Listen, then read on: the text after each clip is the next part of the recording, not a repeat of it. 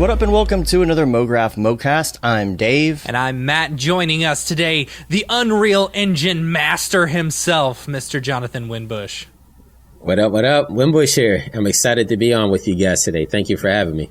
And Mograph is a supplement to our site, mograph.com, which is a motion graphics tutorial site with tutorials, plugins, podcasts, and other Mograph stuff.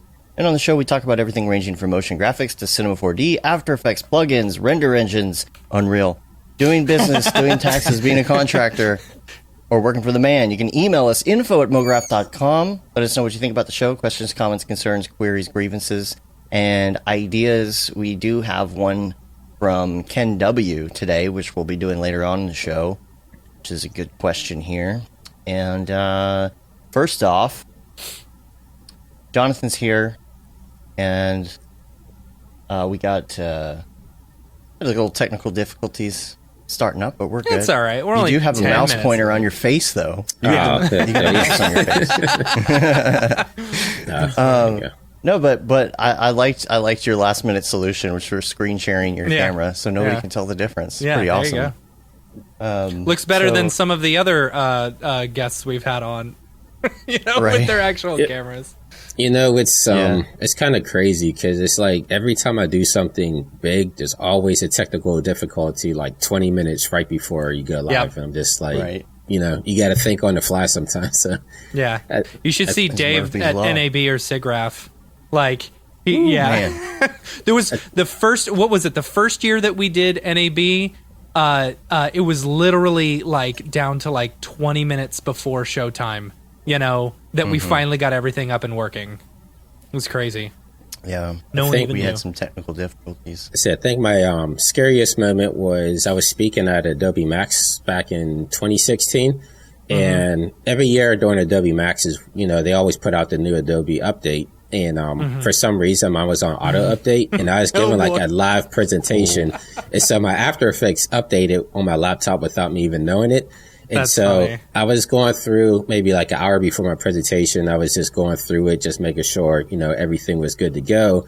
And then I noticed that QuickTime wasn't importing into After Effects, which was like vital for my presentation. So I'm like panicking. I'm like, what the heck? And people are like, did you update? And I'm like, yeah. And they're like, oh yeah, After Effects is having an issue right now with QuickTime. So it's like I had to uninstall, reinstall, install all the plugins, and I made it with like 5 minutes before I went up. So yeah, that was nerve-wracking because you're at a convention center, so the Wi-Fi is the Wi-Fi's terrible. Yeah, so I didn't even think about that before I uninstalled, and then I went to reinstall, and I'm getting like nothing per minute or per second going on the download. So I was panicking like crazy. A few years ago at NAB East, I was doing a presentation over C40 Lite. Like, I built my entire presentation around C40 Lite, and then Adobe released the new version of C40 Lite literally the day before my presentation.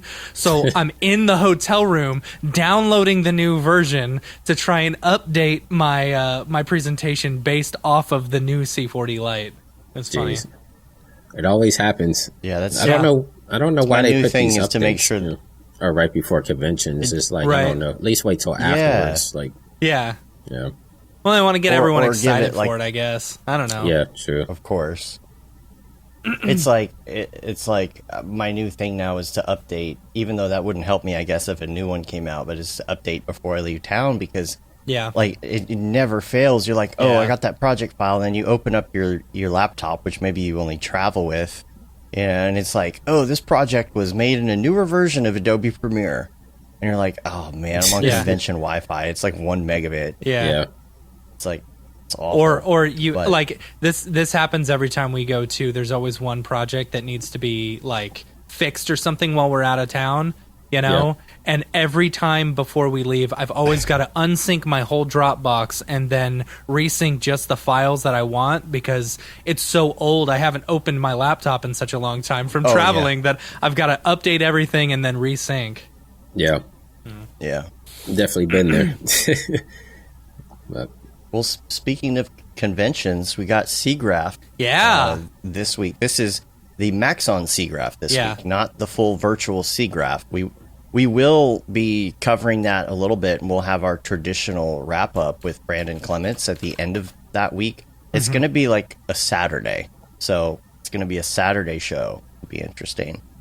And so this week is the Maxon show, and I'm going to bring up the roster here, and we can see it up on the screen. Alex Parker, Clinton Jones, Colin Colin how do Lee. you say Colin's I think it's last Lee. name? I don't know. Lee. I'm gonna go with that. Or no, I think it's. I think she on rehearsal she said it was like Facebook like. Okay. I think that's correct. We met her when we were at Chris Schmidt's house. Yeah, the first time at drinking Chris whiskey Schmidt's out of house. cereal bowls. Yeah. Of course, the day is going to start with David. He's going to do some announcements and things like that.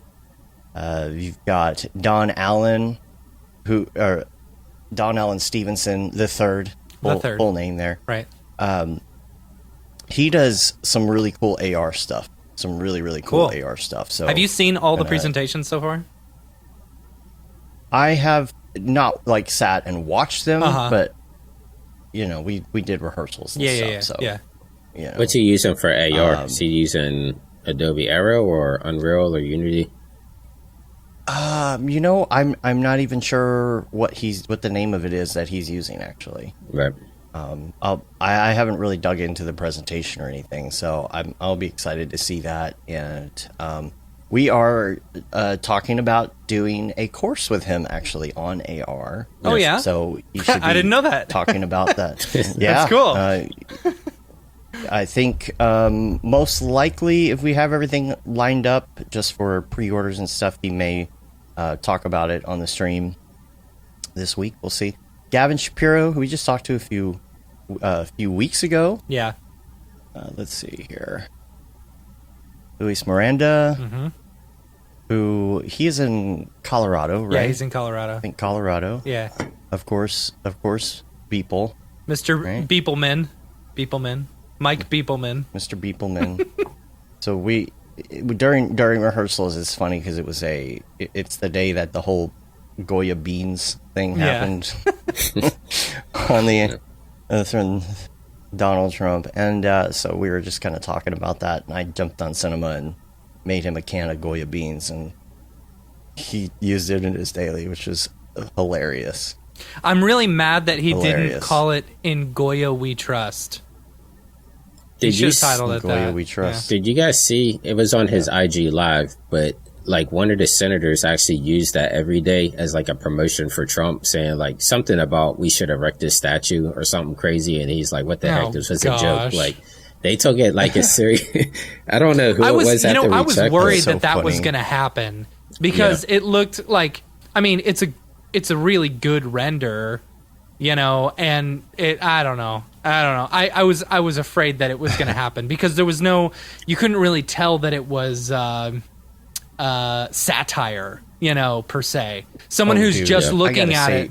Someone who's just looking at it may not know that it was satire. The freaking the comments. The comments on Facebook, the comments on Instagram, it is a shit show. Yeah. It is so bad. Like, it is so bad. And you know he doesn't read any of that. No, he always says, he posts it just and he leaves. Just don't. Out. Yeah.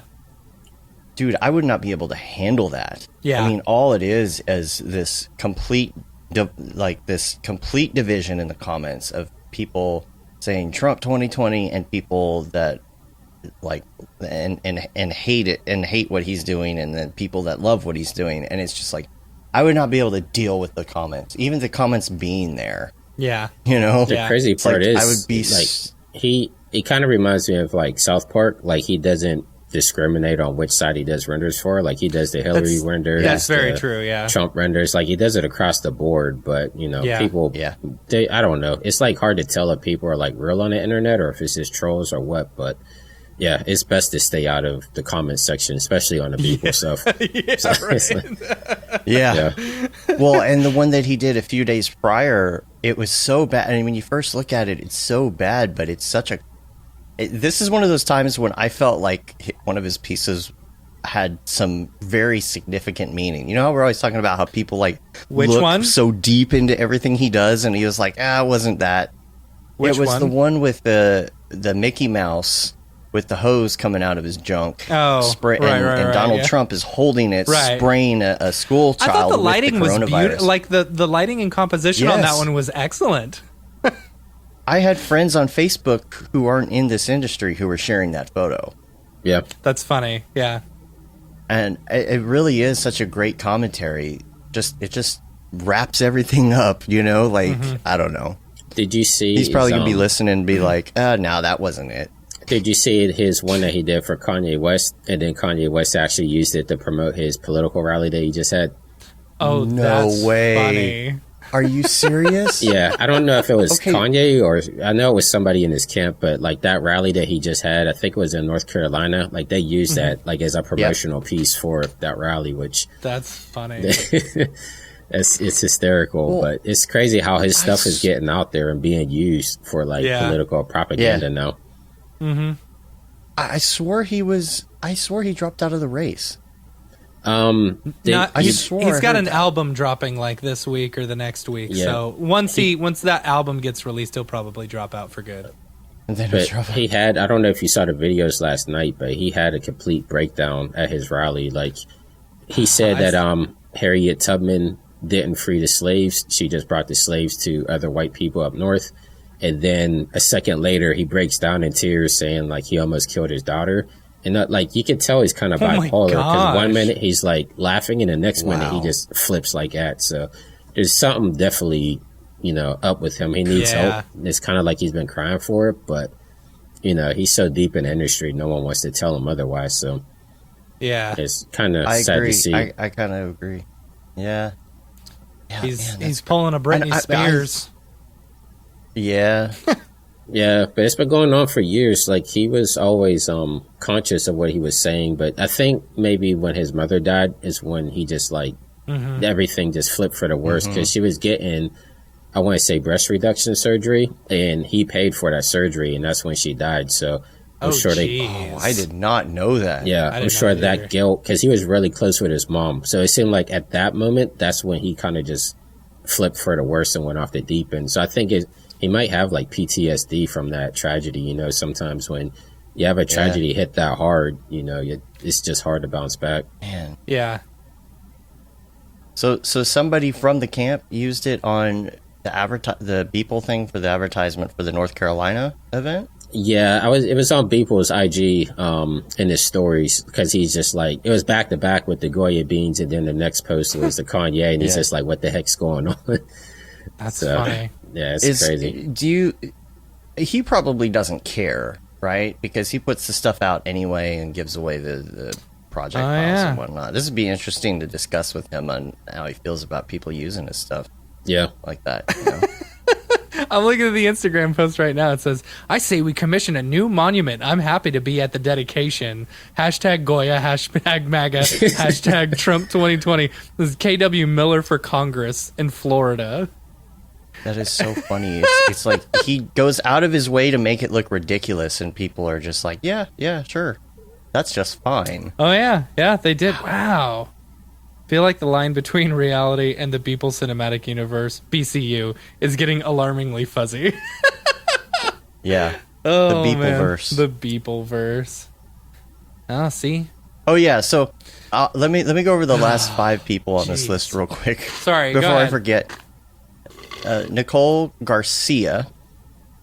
Let's see.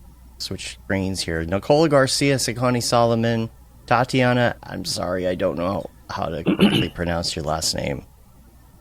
Matt, you want to take a go with that? Shakina. Let's try that. Okay. Shakina. Shashikina. We'll try that. We'll And go then with you've that. got multiple people from Vessel Studios as well. Mm-hmm. And then Willie and Jillian Russell, which I think he goes by Will, actually, if I'm not mistaken. I don't know if he actually goes by Willie.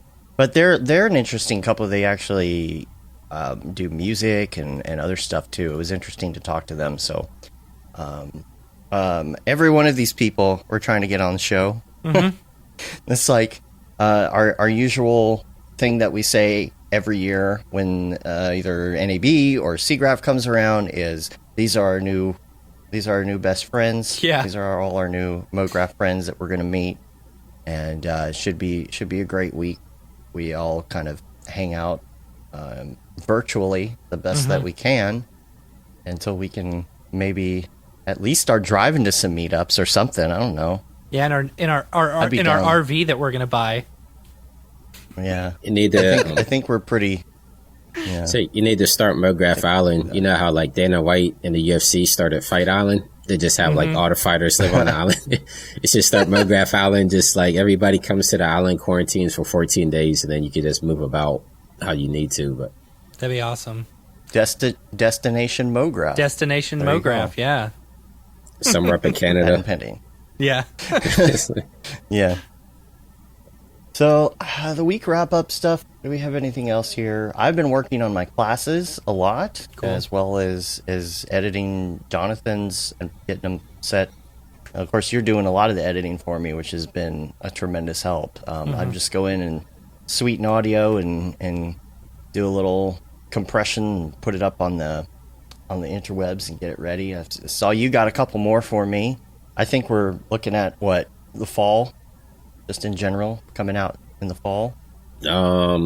Sooner than later. I was hoping to have it done by now, but just with the COVID stuff that's been going on, it's been going slow. Like, it's hard to find quiet time because everybody's home all the time. So Yep.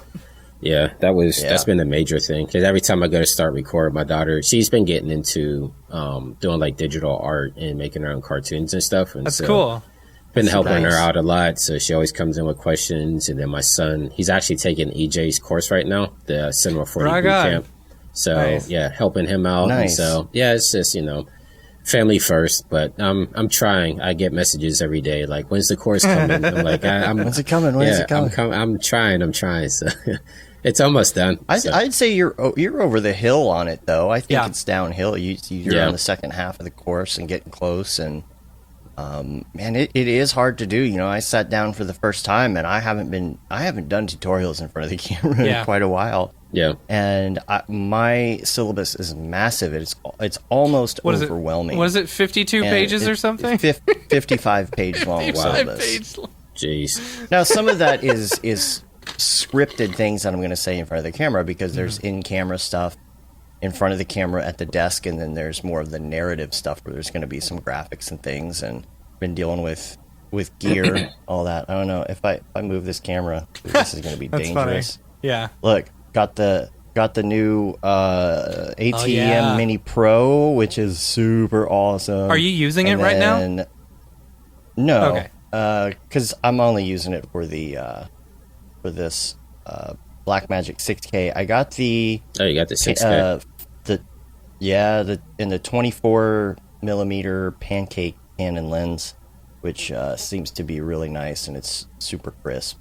Can't nice. get enough of that super crisp. I was thinking about And, upgrading. I have the 4K right now. That's what I'm using right now. But I was like, is it worth trading this one in and just getting the 6K, or just stick with this one for now? If you're going to use 6K, the thing is, after all of this, I am recording my course in the lowest possible, or the highest possible compression at the lowest resolution. I'm doing HD ProRes proxy. Oh, really? Because the file sizes are insane. Top of the line 6K, even with some compression, we're talking like 10 gig for like 30 seconds. I mean, that's like the most overkill. You want to use that if you're shooting a movie. Yeah. So unless you really want to do those Canon lenses, what kind of lenses do you have? I just have the Panasonic one right now because I'm not too in depth on my camera gear get up, so I just grabbed the one everybody recommended on Amazon there. But yeah, I mean, I basically use it for just the tutorials and stuff like that, which I know is overkill, but yeah, crazy like that sometimes. It's all right. So yeah, I'm really digging this camera, and the rig is the thing, because all these small rig parts that you can buy, the cages and all the different things, go so well with it. Even like something that will hold the SSD drive onto your rig, That's so you what I can have, plug it up. So cool. And the fact that you can just unplug the SSD and then plug it into your computer and just dump the files over USB 3 so fast. Yeah. So good. That's how I've been doing the so course. good. I've been doing on Blackmagic Raw 4K 60 FPS. And yeah, I mean, it's only a 500 gig, but usually I get like a good hour and a half out of it. And then I'll just dump it to my computer and then start recording again. Like it goes really fast over USB 3. Yeah. And then you can load LUTs onto the hard drive, and when you plug it into the camera, you can load the LUT onto your live feed, which is really cool. That's cool. That's cool.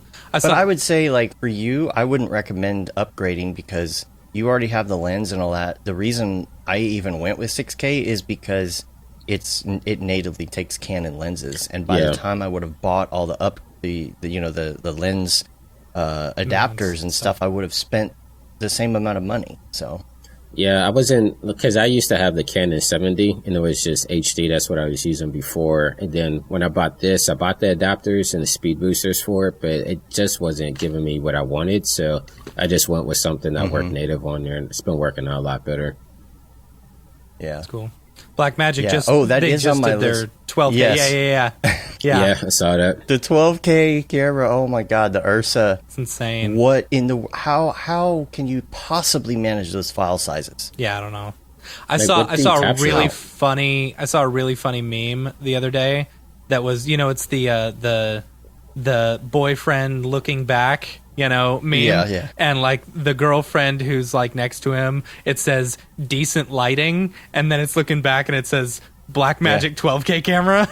It's like Yeah, I don't know what good. it captures on. I'm assuming it's the same SSD. It probably has enough throughput, but the thing is, holy crap. Yeah. I mean,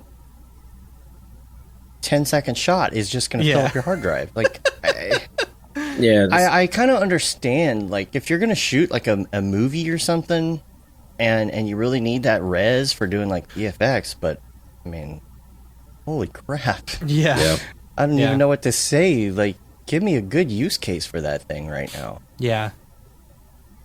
Nothing for I could use it for, at least. Yeah. Yeah. It'd be a hell of a clean green screen key, I guess. Right. That's true. That is definitely true. Scaled down to HD. Could use it for my YouTube tutorials. Right. Yeah. And then people watch them on 480p. Yeah, seriously. Yeah. I saw that same girlfriend meme thing where he's looking at, where it's like YouTubers looking at that 12K, really, what are you going to use that for? Yeah, because even when the 8K cameras came out, and all those really big YouTubers were using it and uploading the 8K, everybody's like, what for? Like, especially when you're just like vlogging and stuff like that, it's like, really, you really need 8K footage for that. Yeah, seriously. So yeah, it's mainly the stuff that you're going to kind of pan around. You're going to scale it, pan it, and I saw another meme, of course, about that where they're like, nobody's going to use creative camera shots anymore. They're just going to shoot on 12K and then just crop it in to change the camera shot. That was I was watching a Freddie Wong video a few years back, and when he was doing some explosions or something like that, and they were shooting on an 8K camera. 8K. And when he was telling the camera, he said, "No, just go really wide." He's like, "You sure you don't want it?" And he's like, "No, we can crop in however we want. You don't have to worry about following anything. We can all do that in post." Yeah. It's like, he was saying it's good when you're doing like little explosions and things, like, because you can capture the whole thing and not worry that you're going to miss something. That's a good use case I can understand, but he was shooting that stuff in 8K all those years ago. That had to be extremely expensive. Yeah. Something else I thought about, Jonathan, is you were mentioning your daughter. Is she doing that gotcha life? Yeah. I've been trying to, because she's a really good illustrator. Like, she's all self-taught, and she used to draw a lot just with traditional pens and paper and paints and everything. And ever since she got into gotcha life, it seems like that's been what she's been more getting into. So I feel like it's taken away from her creativity, because, I mean, that's all presets, and you're just kind of putting pre-made avatars together and making stories. And I'm kind of like, you need to go back to basics and do your own cartoons, because you're going to start losing everything that you adapted to, because you're going to lose that muscle memory. And so she's been using this program called Flip It Clip, which is kind of like doing cell animation on a computer. And so she's just going frame by frame and drawing it, and it gives you the onion skinning, so you can see like the frame previous and afterwards, so you can just, you know, hand animate it. And she's been doing a couple of second shorts that way. She's really understanding like how much goes behind making a cartoon now, because she thought, you know, you just go in, draw it, animate it, call it a day. But now she's understanding like, hey, this stuff is actually going frame by frame, and it's taking a lot longer than you expect. So yeah, it's been good learning for her. You know, it's true, the artistic side. I guess the thing that I like that my daughter's doing with it is she's learning how to storytell. Yeah. Using editing, and she's learning how to edit a little bit. But yeah, I mean, these presets and everything, I don't know what the appeal is. There's like a ridiculous amount of channels with Gotcha Life stuff on it, and they're big too. They got like millions of followers. I have never even heard of this. It's just, I mean, the characters look anime like, so I would say it's like anime for kids, I guess. Like maybe like my first anime, like the characters are very like manga anime looking, and then I mean it's pretty much just It's 2D, right? Yeah, it's all 2D. Yeah. Okay. And you just animate your own, and then you upload what you do. So like you customize a character and animate it and create a story. Okay. And I forget the name of the app. There's some video editing app on the iPhone that a lot of kids are using to edit these. So it's such an interesting, like, I don't even know. It's so weird to be this age and be like, what is this weird stuff? You know what I'm saying? Like, to be like a parent, but that's what the kids are doing these days. Yeah, I got her up on on the editing side. I got her on Adobe Rush, just because I figured it'd be like a good, easy transition into editing. But she's already starting to outgrow that, because she's like, I can't do this, this, and this. It's just all one line pretty much. And she wants to get in and start doing more like fades and cuts and all this stuff. So I'm just like, oh man, here we go. Something else I got to teach. That's exactly what my daughter said. It's like, she said this other program does more. And I think it has like a thumb pad interface on it or something, where you can have all these tools using this thumb pad. But I do love Adobe Rush for that, because like she used my laptop to do an OBS recording on her Switch, so that she could, you know, be in the corner and do the stuff on the Switch with the little HDMI converter. Oh, nice. And even that, like, we recorded a couple clips, and then she needed it, and I have Adobe Rush on my computer, and I have my account for Rush installed on her phone. So I just dropped the files onto a timeline, and then it just showed up on her phone. Adobe Rush is great for doing that back and forth thing. Yeah, I've done that a few times where, like, I don't know, like I'd upload something to Dropbox, or I'd render it out of After Effects to my Dropbox, but for some reason I wouldn't be able to see it on my phone, you know, or I'd send it to someone and it would just never finish sending. So I would have to download it, put it into Adobe Rush, re-export it on my phone, and then be able to send it to someone. Rush is, I mean, it's stupid that I got to work around like that, you know, Adobe. But, you know, the fact that I can use it, I don't know.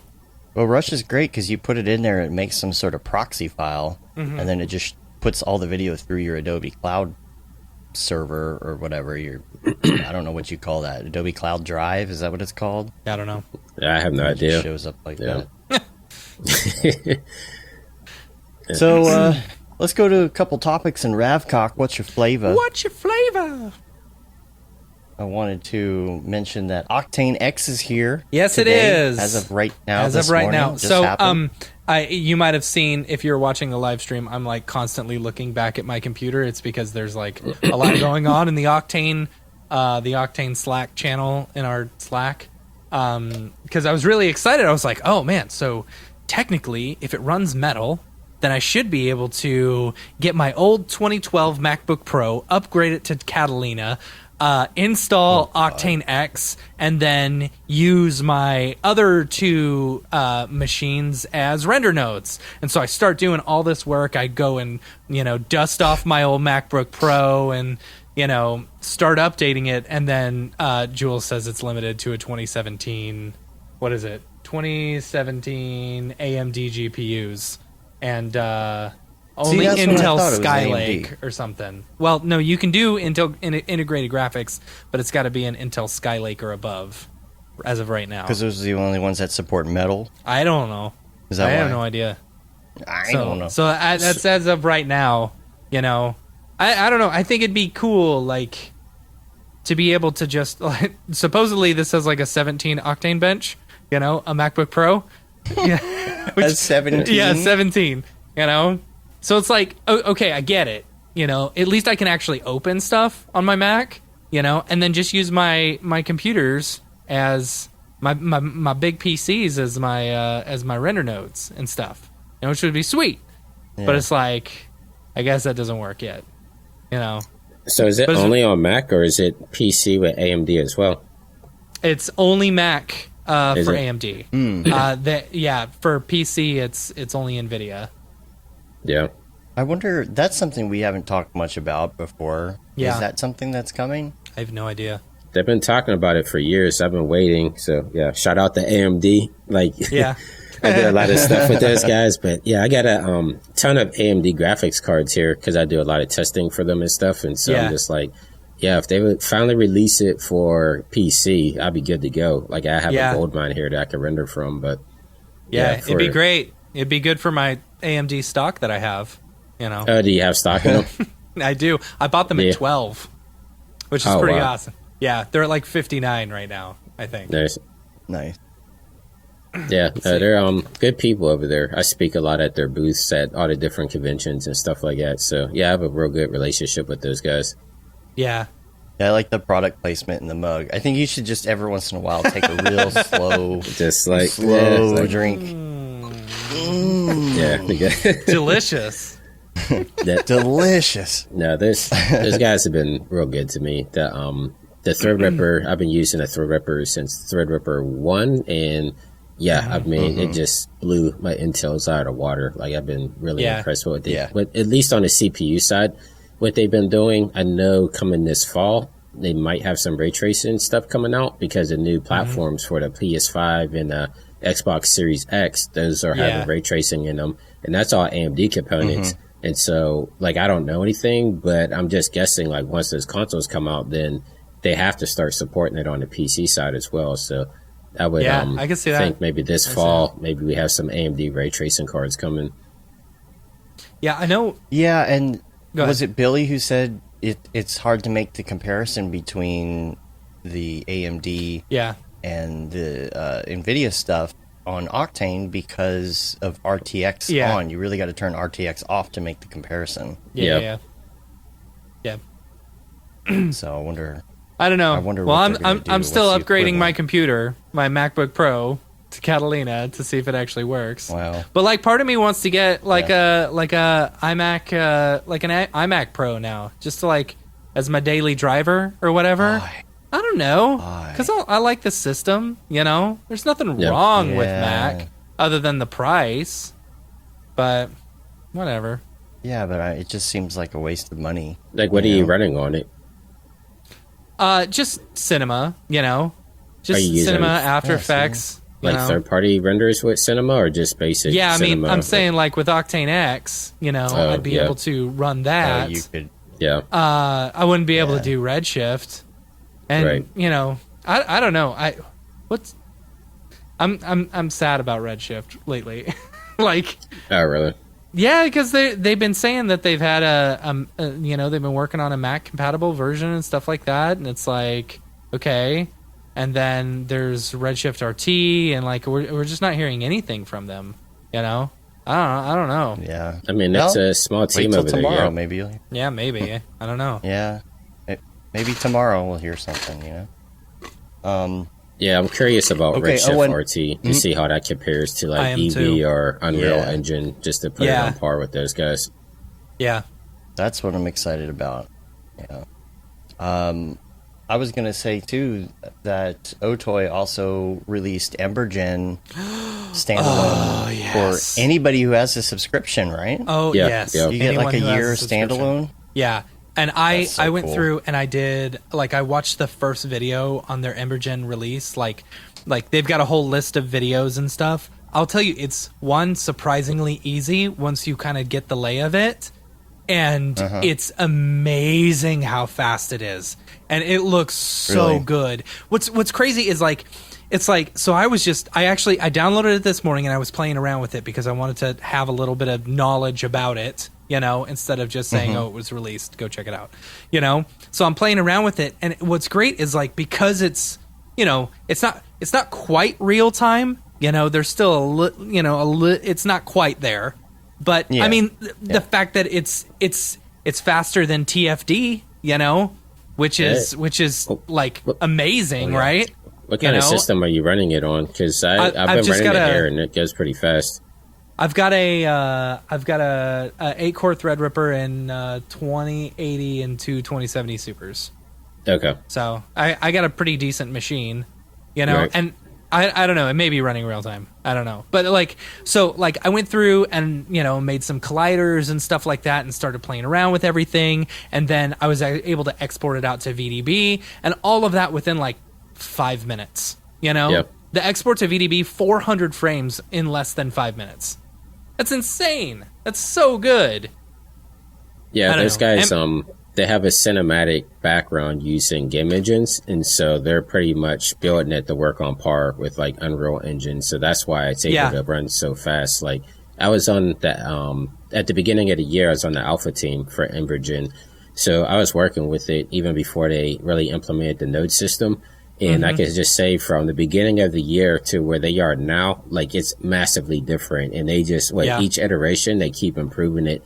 The bar was here before, but with this latest release, it's up here. They just been crushing it. It's especially since they got implemented with the toy, it seems once that collaboration happened, they just accelerated. They put their foot on the gas, and it's just been nonstop.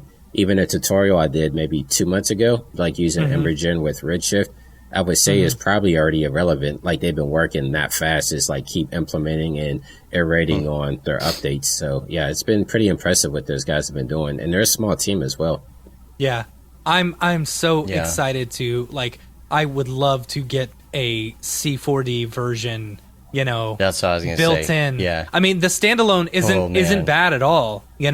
And you can do colliders and stuff like that. You could bring in mesh. An OBJ. I think you can bring in an OBJ just fine and use that as a collider and stuff. But the new particle stuff that they're doing with it, I like the volumetric way of doing it, But some of the examples that they've got this torch with using particles instead of the volumetric, it looks so good, so good. So now I know they answered the Cinema 4D integration. I think they said the way that they would integrate with DCCs would be through Octane. And so I'm not sure exactly what that looks like, but it looks like you might be able to use it in Cinema 4D using Octane. You would have to ask Jules about it. I'm not even sure I have it really figured out, but I know that's a question that came up a lot. And I know they said they weren't them themselves. They were working fully on the standalone, but being implemented with the toy is going to allow them to be able to integrate with DCC. So more than likely, it'll probably be through Octane that you would have to be able to access it through. Yeah, it'd be. I wonder if Ahmed is going to be the one working on that. I bet he could figure it out. I bet you he could too. He's a freaking wizard. Yeah, he is. The one thing I wish. This is what I want, is I want to be able to, it would be cool to be able to build it out in Embergen or be able to, build it out like it is and then not have to go through an Alembic or a VDB or something. Have it look one to one, versus what I'm building in Embergen versus what I'm bringing in. You know what I'm saying? Yeah. Well, especially and be able for to colliders see that and in stuff. real time, because I want to be able to I want to make all my tweaks in Embergen and then be able to see it live. That's what I think that TFD has going for it, is that you hit the live interactive or whatever and you can see it instantly. you know. But when you're using third-party renderers, whenever I'm using TFD, I always render it out of Cinema. I rarely ever render it out of a third-party renderer because, you know, it's just almost always faster for me, you know, and it looks better versus having to go through the whole VDB setup and blah, blah, blah, blah, blah, you know? But I really want that one for one. I want to be able to, I would love to be able to build it in C4D and be able to see it right there as well without having to go through a VDB or an Alembic. Yeah. Oh, interesting. Oh, sorry, go ahead. Can't do, okay. Yeah. I mean, that makes sense, you know? It's still just a beta. Yeah. Perry said you can't do animated colliders. Yeah. Oh, deforming colliders. Yeah, But you could make a cube run through it or something, right? Yeah. Without... Yeah, I believe you can choose, you can do keyframes. So an animated mesh. You can do keyframes and stuff like that within it. Yeah. Yeah, I know they say animated OBJs was something that was on their target list, but as of now, you could just import your OBJ and then animate it within Embergen. Yeah. And they also did a Alpha 2 of Sculptron as well. Yeah, I haven't played around with that yet. I haven't even played around with the first Sculptron. I think it's cool. Of all people, I thought you would try I know, it. and I would love to. I would love to, you know. But I'm just it's a little bit on my back burner list because I love C4D, you know, sculpting and stuff like that, you know. And it's like I tried what's the other one, ZBrush, and I felt more comfortable in C4D. Maybe it's just me, you know. Yeah. Well, people really liked the list. tutorial that you did. Yeah. Do they? It's getting good feedback on the YouTubes. That's good. That was a good one. Thanks. Yeah. Yeah. I have a little promo for that playing this week on Siggraph. Yeah, you get to see my ugly mug all week. Yeah. Jonathan, let's talk about you and your upbringing, and we'll get into some Unreal. Let's talk about your school and your career path and all that. And so this is a weird question because it's not even like, when did you get started in Unreal or Cinema 4D? It's like, what was the original spark? What was the thing that really got you into all of this in general? So you want me to go way back to like 2006 or current? Let's hear it. So like way back. Like when did you get the bug where you're like, this is what I want to do? So probably the first spark is when I was a real little kid. Like my mom took me to see Toy Story in the movies, and that was the first time I ever seen like 3D CG computer animated like anything before, at least that I can remember. So like the seed was planted way back then, and then I think I was a teenager when the first Matrix came out, and so I went to see that in the theaters, and I was blown away by like everything in that movie. Like I didn't even know that stuff was possible. And so fast forward after I graduate from high school, I'm trying to figure out what I want to do. Like I was doing music videos around Pittsburgh and just, you know, doing stuff on my own. And then I was like, I should go to school with this, especially like after my son was born. Like I had my son at 19 years old. So he was like my big motivation to really get, you know, like my life going together. So as soon as he was born, the next day I enrolled in school, which was the first one was ITT Tech. And that was kind of a crapshoot. So it's like I went to ITT Tech for multimedia as a brand new program, and I was learning like Adobe, or no, it was Macromedia back then. I can't think of what it was called. What was the other one? Not Flash. It was Macromedia. Shockwave? Yeah, I was learning Shockwave, and there was another one. I can't think of what it was called, but there was a lot of programming involved, and they actually didn't have any teachers that knew any animation. They were all programmers. Like they all came from like director. Yeah, director. That's it. Director. Yeah. Okay. Yeah. So that was like Director was like the non-web version of Shockwave. Yeah. Because Shockwave could at least do a little web. Director was like the massive file size interactive CD only type thing. Yeah, exactly. Man. But that's all the school had because they started the program without getting the proper teachers in there to teach animation and multimedia.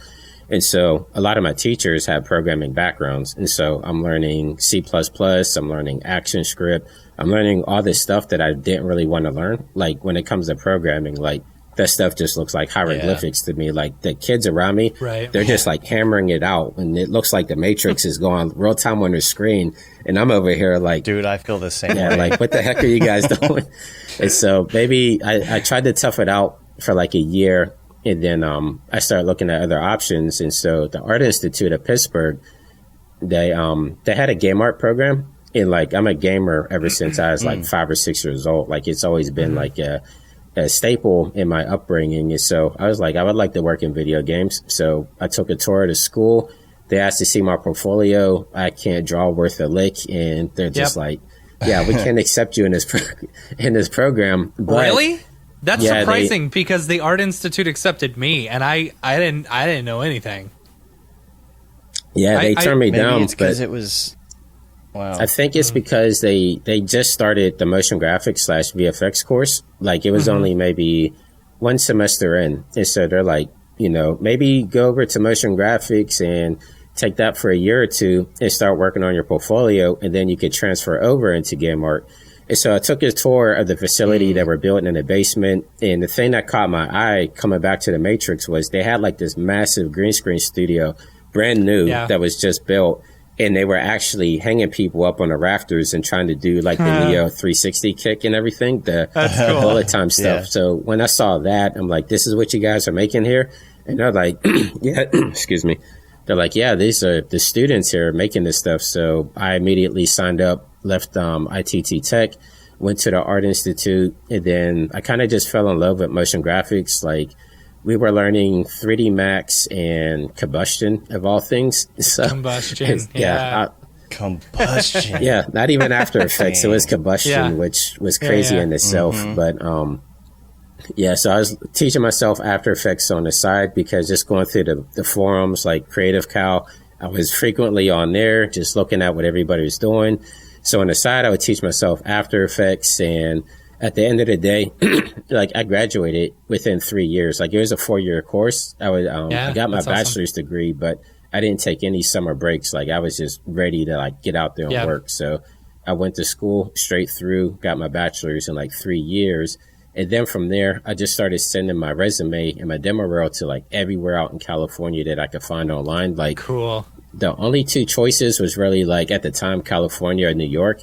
And I used to go to New York a lot, and I don't really like, I'm claustrophobic. So it didn't really appeal to me, that city up there. So I did. I just applied to everywhere out in California, and there was this one company that actually got back to me, and they were like, we like your work. We'd like to bring you on as a junior artist. Can you start next week? So I think I took my, I'm trying to think what kind of car I had. It was a Chevy Cobalt, I think. And I just filled it up with everything I had. My wife put her full trust in me. She was still there with my son. He's probably like 1 at the time. And she's like, you go out west, make it happen, then fly us out. And so I drove across country. I'm at the facility the day that it opens, and nobody answers the door at all. And so like I'm pounding on the door, and I'm calling, and I'm like emailing, and finally, like maybe after 45 minutes, somebody comes outside from the facility next door, and they're like, what are you doing? Like, we've been watching you here, like knocking on the door for like 45 minutes. Gosh. And I'm like, well, I was supposed to start today. It's already 10 o'clock. I was supposed to be, here at 9. And they're like, well, we saw people moving furniture and computers out of this office over the weekend. Like, it's empty. No one's in there. And you really couldn't see through the windows at all. And so, like, I'm just devastated. So I'm like, I stayed in California as long as I could, like, with the money that I had. And I'm just trying, trying to make it work. Nothing what came out of it. So I had to drive all the way back to Pittsburgh. But then, so I was back in Pittsburgh. That breaks my heart, dude. Well, luckily, my old job, they took me back. Yeah. So I was able to take my old job back. And so I just hit the pavement for the next 6 months, kept sending my demo reel out to everywhere in California. And just by chance, like, because this was back in the day, like, you had your demo reel on a DVD and you would physically mail it out. And so just so happens that, like, I had it mailed to Happy Madison. And one of Adam Sandler's assistants was from Pittsburgh. And so she opened up the package because she saw the Pittsburgh address on it. She thought it was for her or something like that. Well, she was just curious because she's like, we got a package from Pittsburgh. Let me see what this is about. So they watch my reel. I get a phone call saying like, hey, this is Fawn. We really like your work. If you're ever in town, look us up. We'd love to just talk to you and do lunch or whatever. And I was ecstatic. I was like, I could be there tomorrow. And she's like, are you still in Pittsburgh? And I was like, yeah, but I'll be there tomorrow. And she's like, no, we don't want to put you out. Like if you're in town, just, look us up. And so I took it was tax return time. So I took my full tax return, bought a red eye flight out to LA, flew out to LA with just like my backpack and my suit, the only suit that I had. Hey, I just so happened to be in town. Yeah, like I was at the doorstep that morning and they were just like, Jonathan Winbush? And I was like, yeah.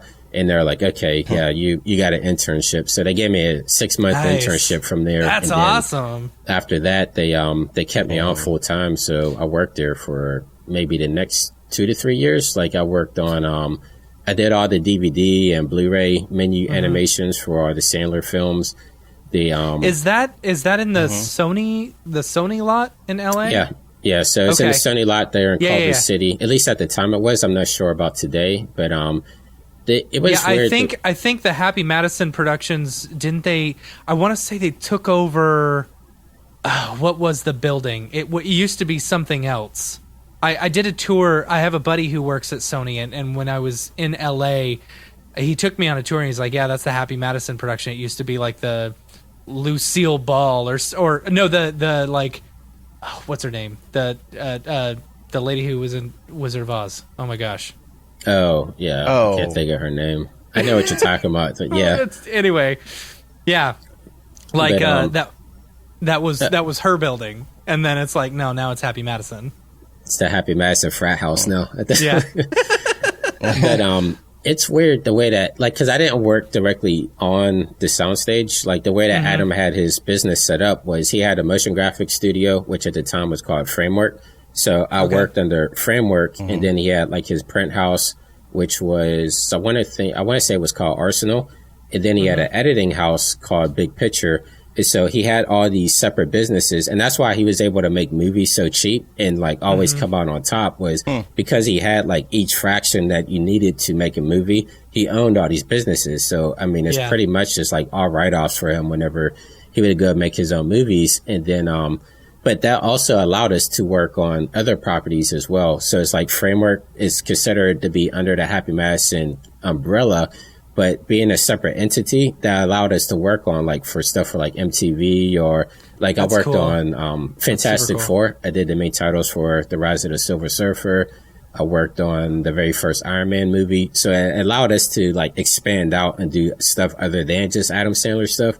And so like I got like a whole plethora of different experiences making Blu-ray menus, doing trailer graphics, doing main titles for movies. Like that was probably the best thing that ever happened to me because I got to see like each spectrum of motion graphics and really just be able to hone my skills while there. That's awesome. Yeah, man, that's awesome. That's a great.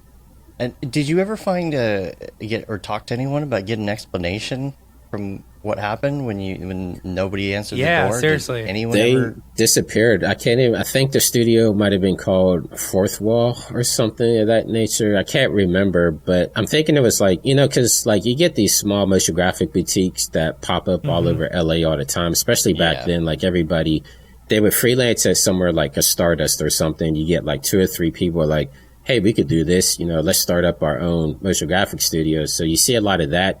And so I feel like maybe I fell into that trap. Maybe there was like a collective, tried to get something going. Maybe they couldn't get clients or whatever. And then it just falls apart, but they didn't have the decency to kind of like let you know, like, hey, just tell you this thing is folding. So it's just crappy. like, I'm out in LA, like what the heck's going on? And no one heard of this place before. And but I mean, it's those things that make you kind of appreciate everything else moving forward. Like without that, maybe I didn't have the determination to really just like make a whole new demo reel when that's back in Pittsburgh, really just push myself forward and then, just hit the pavement and really start gunning for it. So once I did have that opportunity, like when I had my internship, it was a paid internship too, which was like unique at the time, awesome. but they told me, like, we're paying you here so that we can mold you into the artist that we need you to be. And so they wanted me to kind of just, you know, like hover over the other artists and kind of get, you know, acclimated to the workflows there. But after maybe like a day or two of doing that, like I'm hands on, like I have to be hands on. I can't just sit there. And so I know the artists at the time, they probably hated me, but I'm just like, I'm like, hey, what are you doing over there? And they're like, you know, just working on this. I'm like, oh, can I help? And it got to the point where I think that, they got so annoyed that they started just letting me jump in these projects, even though I was interning. And I think my turning point was there was a reality show that we were working on called The Real Wedding Crashers. And at the time, there was like no dynamics or anything in Cinema 4D. Like it was pretty basic. I think the Mograph cloner might just came out at the time. And so the producers wanted like this big wrecking ball to come through, smash the logo and shatter it apart. And nobody could figure it out. Like these tools weren't available in Cinema 4D at the time.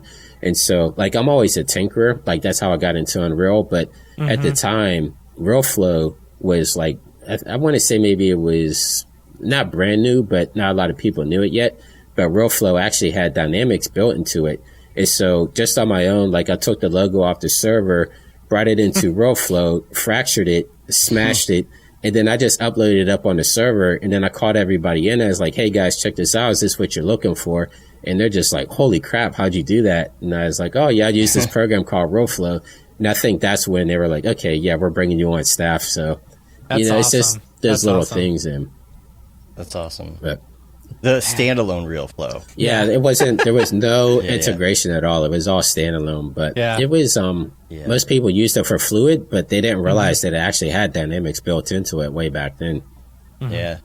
That's awesome. Yeah. It just goes to show, like, if that this industry is not so much about how much you know necessarily, it's about how much effort you put into learning and getting your name out there and doing it. Yeah. Like you're an awesome example of that, you know. And this is one thing that I always told, like, I don't love telling people that I went to the Art Institute because I feel like I kind of get looked down upon, you know, that I went to the Art Institute and I didn't go to like some film school or something like that. But this is one thing I noticed about the successful people who came out of the Art Institute were very self-driven, and they were willing to work really hard to get, you know, to become successful, you know, and like 90% of the people I know who graduated at the same time I did in my field are not doing what we are doing now because they just you know, they just weren't motivated enough to keep it going. You could say the same thing about Full Sail as well, because Full Sail gets that stigma attached to it. Oh, Full Sail. Yeah. You know, but I know people that were bad from Full Sail and some that were really good, and I think it's just the people that are self-motivated and then get access to the equipment are the ones. It's that combination that makes them successful. You could have access to all the equipment in the world if you have no self-motivation. You just go through the motions, you know, it's not going to be for you. And it's the people self-motivated who go into RealFlow and do stuff like that. That they're always thinking like a couple steps ahead, like how can I use this new technology to do the certain things that I want it to do. And like you did there, making yourself like basically a part of the business that they had to have. A linchpin. A linchpin. Like, you know, you are necessary to be there because you're willing to, you know, to figure it out. It's awesome. It's so cool, man. It's such a good story. Seth Godin? Is it Seth Godin? Linchpin? I don't know. Yeah. I'll look it up. But so there's a book I read a long time ago. I think Linchpin book. Let me look it up. It is Seth Godin. Yeah, Linchpin. The whole book is about making yourself that person.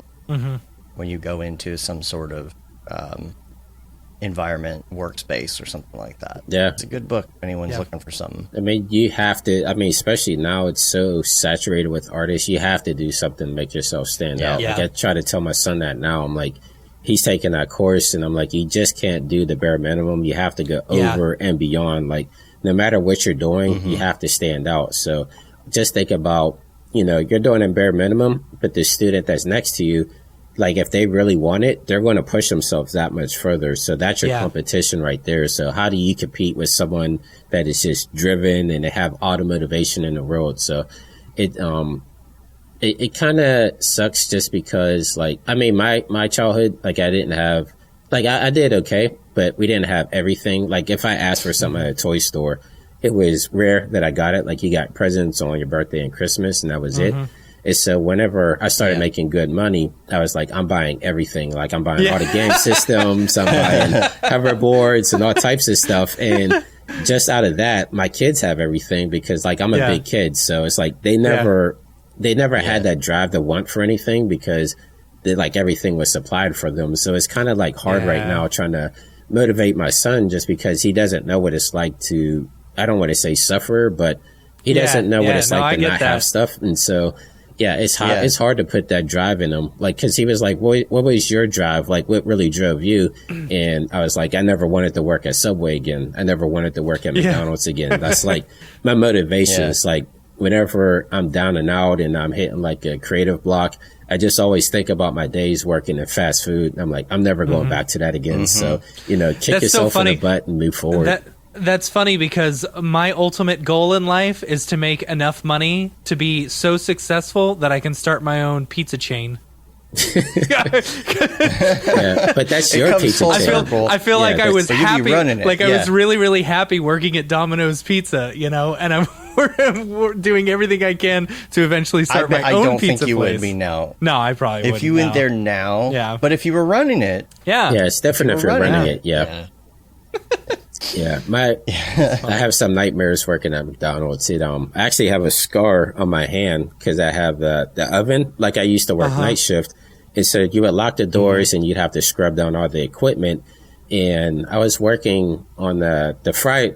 I guess it's called the fryer, and we had to pull it out so we could get in the cracks and everything behind it.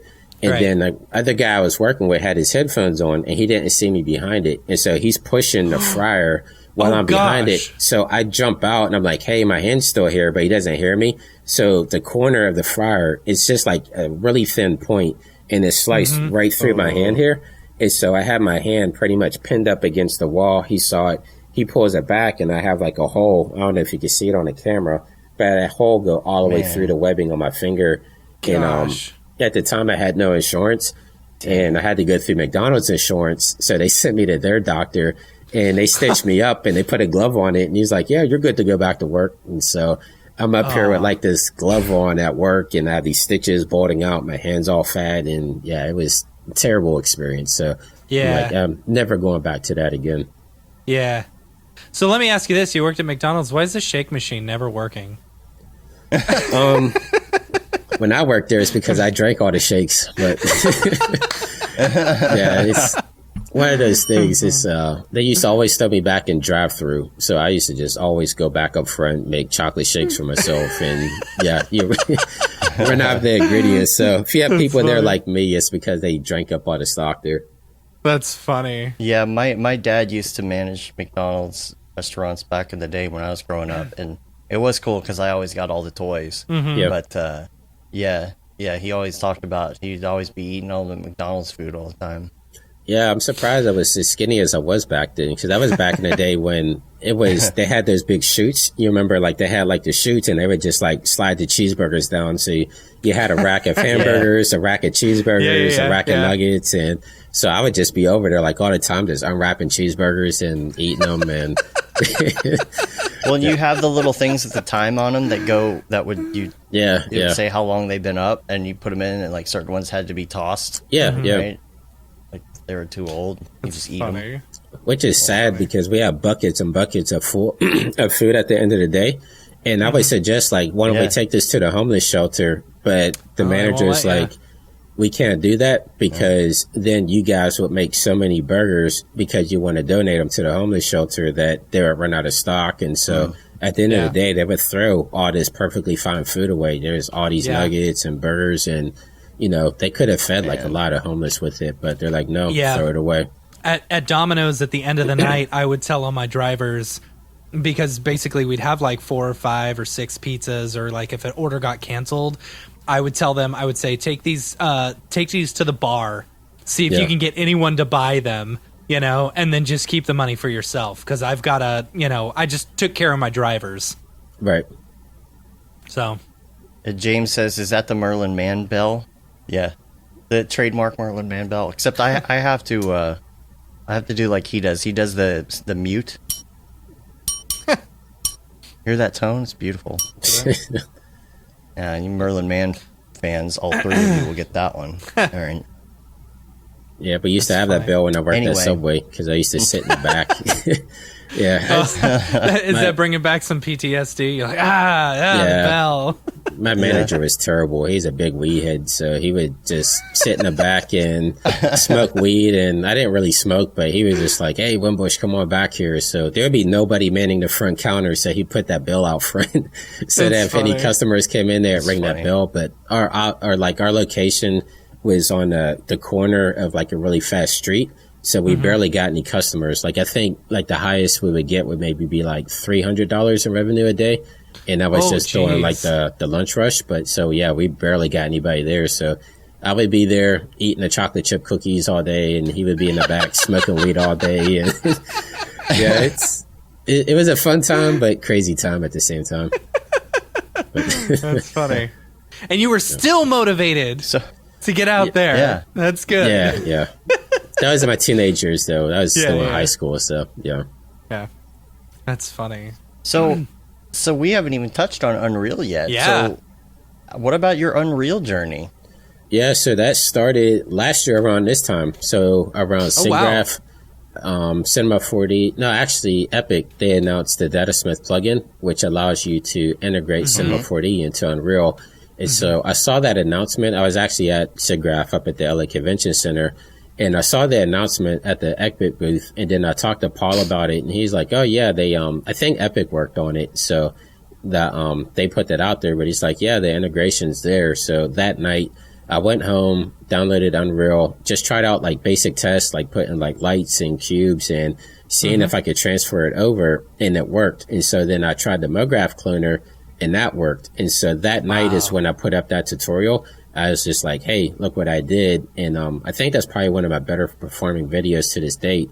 But I put that up, and then the next day I went to the second day of Siggraph, and people are just like, hey, you're the one that put up that video. Like, people are talking to me from the Epic booth, and they're like, how did you figure that out? Because, like, I think I was doing stuff that they didn't even know that they could do yet. Funny. And so I just kept the momentum going, because I was like, if I could utilize Unreal Engine in my love of games, maybe I could use Cinema 4D and make a game for myself in Unreal.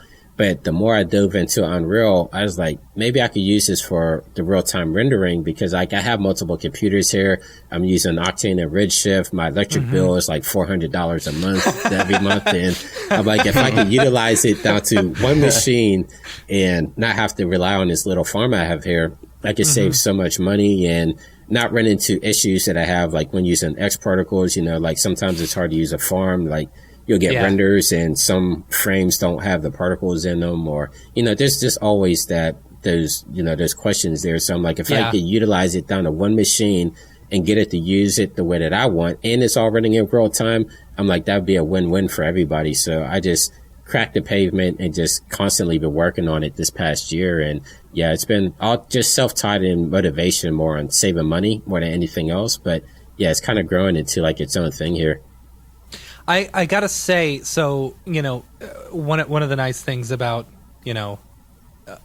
being an owner of Mograph.com is that I get to actually beta test all the classes that are coming out, and so I've gone through the whole first part of your course, and I gotta say, you make it so easy. I have really, really enjoyed your course. Unreal was one of those things where I'm like, I don't know about this. I've heard people say how hard it is, and I was so incredibly surprised at how easy you made it. It's a weird thing, because I have a friend, shout out to Matt. He worked at Oculus, but now he's at Facebook doing their R&D. And back then, they were really using Unreal a lot for a lot of the Oculus VR stuff. And so he was trying to put the bug in my ear. I downloaded it. I got intimidated immediately. Kind of like when I open up Houdini. It's just like, where the heck do I start type thing. Yeah. And so I would just shut it down immediately. And then other people are like, oh, try Unity. It's a lot easier. So I tried Unity for a year. I actually took I signed up for their online course. Went through their complete beginner course, still didn't really like it too much. And then that's when all the stuff at Unreal came back full circle with Cinema 4D. And so that really gave me the confidence. It's like, okay, I know Cinema and this stuff is integrating into Unreal now, so I can make this work. And then the more I got used to working in Unreal, there's a lot of bumpy roads in there, but the more I just got more familiar with it, I'm like, this is as easy as it was for me to learn Cinema 4D. And I bet you a lot of people out there don't realize that. Like, I know a lot of people are still scared to open it up and try to, just even play around with it. And so I'm trying to make it as simple as possible for people to be able to jump into it. Cause I even know when I would search stuff on YouTube, like I hit a roadblock and I'm like, okay, how do I do this in Unreal? And then you meet some Unreal guru on YouTube and they're just like flying through everything. And I'm just like, where the heck, they're using shortcuts and all types of crazy stuff. And I'm just like, there's no way that anybody can follow this. So that's why I kind of dedicated more and more of my time just to try to show the Mograph community, like, hey, you guys could work in Unreal. It's not as hard as you think. Don't follow those other guys. I'll try to walk you through it. Yeah. Will is asking in the chat if it's something that's like a live update thing. Like, you update it in Cinema, does it update in Unreal, or do you have to re-import? No, you have to re-import, but that's something that I've suggested both to Maxon and Epic. So I think the more people out there that let that be known that this is a feature that they want, because the import is still in beta and they're still implementing on it constantly. So I think the more people that let that be known, because I think they did come out with a live link for Blender to Unreal. And so, it's not impossible. So I think if they just see that interest in there, that would motivate them to be like, okay, maybe we can add this to the next iteration. But as of now, the way that I've been working is I kind of do it in pieces. Like, I know a lot of people tell me like, hey, I have this whole scene. I want to import it and I want to render it out in real time. And it's kind of like you have to have a different mentality about it. Like, you have to build your project knowing that you're going to be using Unreal to render everything out and put it together. So it's almost like you're building your stage in Cinema 4D, and then Unreal is like the final performance where everything just comes together. And so it's just a different way of thinking about it. But once it clicks for you, then it just becomes second nature at that point. Because Unity does it if you have like a Cinema 4D file. But the thing about that is, even though that exists, most people will do like you said, you do it in chunks. Yeah. And there's actually a great Cineversity plugin that takes every null and will export everything in each null into an FBX file, which then you put that FBX file back into your scene. So you could use something like that to bring into Unreal. You could say, okay, this is my ground, these are my houses, these are the plants, and each one is in its own thing. And Will is asking about texturing. Do you have to retexture if you bring that stuff in? So luckily this is the stuff that I'm going to be going over recording this week for the course. But the way that I do my texturing is because at first so Cinema 4D and Unreal, they work only with the native states. And so you can't use Octane or Redshift inside of Cinema and import that into Unreal. And so I know the hardest thing for me was going back into using the basic texture structure. And so, you would come up and you would try to do your textures the way that you do in Cinema and bring it into Unreal. It wasn't one-to-one. It always looked kind of funky. And so the way that I've been doing it is I use base solid colors in Cinema 4D. So it's like, okay, my ground plane, I'll use smart. I'll just use a material that's brown. So I know that's going to be my ground. If I have any foliage, that's going to be a solid green material. And when I bring that into Unreal, all those materials are still linked to whatever objects you brought over from Cinema. And then from there, you could just start replacing it using the material system in Unreal. And you could just drag and drop it and just start replacing it. And then with the Megascan stuff, it's like that stuff already just comes over. You say you have a ground texture. You look in your bridge, your Megascan bridge, pick out the ground texture you want, export that to Unreal. Everything's already connected. So at that point, it's just kind of like playing with Legos. You're just dragging and dropping and kind of manipulating it to how you want. And I mean, it's really easy once you get into that mind state. So that's why I say it's just a different way of thinking when it comes in that regard. So yeah, don't go and texture your scenes fully in Cinema. Like, just basic, just work with basic settings in Cinema and then really make it come together in Unreal. And that's what's so great. The one that you uploaded for the course last week that I put in there, it's about an hour or so long, maybe a little longer. Yeah. And it's building this whole forest using the Quixel library, which is free. Yeah. Yeah. In Unreal. Yeah. That's one thing I'm totally amazed at. Like, this is a very robust program with tons of features, and it's totally free, Yeah, crazy. You can thank all the kids buying all that stuff in Fortnite. All the kids in Fortnite, right? Yeah, it's all that Fortnite money. Fortnite V-Bucks, man. Yeah. Funny. So all those kids playing video games, you could thank all those guys for all the access that you have to all these crazy things that Epic's putting out. Yeah. Well, and the stuff coming up with the new unlimited poly count, UE5 stuff. It's going to be insane. So that video that we were talking about a while back, they did kind of a seminar thing online this week. I don't know if you saw this video yet, but they go back to this scene and they really go explain some of the technology behind it. Because everybody's been asking, well, wait a minute, this is amazing. How in the world are you doing this? But in this video here, you can see that they are actually moving objects within. So they pull apart that scene, which is really fun. And they show how the volumetrics and the aperture and the GI and everything responds. Like, even close the hole, like in the top of the cave. Yeah. And when they pull it out, like, you can see the volumetrics coming back in. And then they go to the section where they have set dressing. They've got some rock faces, and they start pulling it apart, and they show all these layers, and they're like, every single one of these individual pieces and textures are all 8K textures. Yeah. And just millions of polygons. I'll put a link to this in the show notes. It is really looking forward to those video, updates in the PS5, right? When you got to update your game, you get all those 8K textures. It's gonna be great. New 8K textures. Yeah. Wow. I'm wondering though, because that's the thing. This is all going to be in PS5, but where else is this going? Yeah. What is this going to be in? It's going to be in the Xbox Series X as well. Yeah. And those are all AMD, right? Yeah, that's why I said it's going to be interesting this fall to see what computer cards that they put on the market. Because, I mean, if this is what they're putting in the consoles, I can't imagine what they put out on a PC. Hopefully they put something really crazy out there that finally competes with, like the 30 series or whatever NVIDIA has coming out. Mm-hmm. And they've got the whole new sky system. And they have like clouds and stuff. They've got Niagara, Niagara, like they were showing in that demo. Man, like the swarm, you do the swarm of bugs that respond to light, things like that. But I get this question a lot because everybody looks at the UE5 demo and they're like, "Why do I want to learn Unreal now? Why don't I just learn it when 5 comes out?" And it's kind of like they're not building a complete program from scratch. Like everything that you know now is still going to be there in the next iteration. It's like when they went from 3 to 4.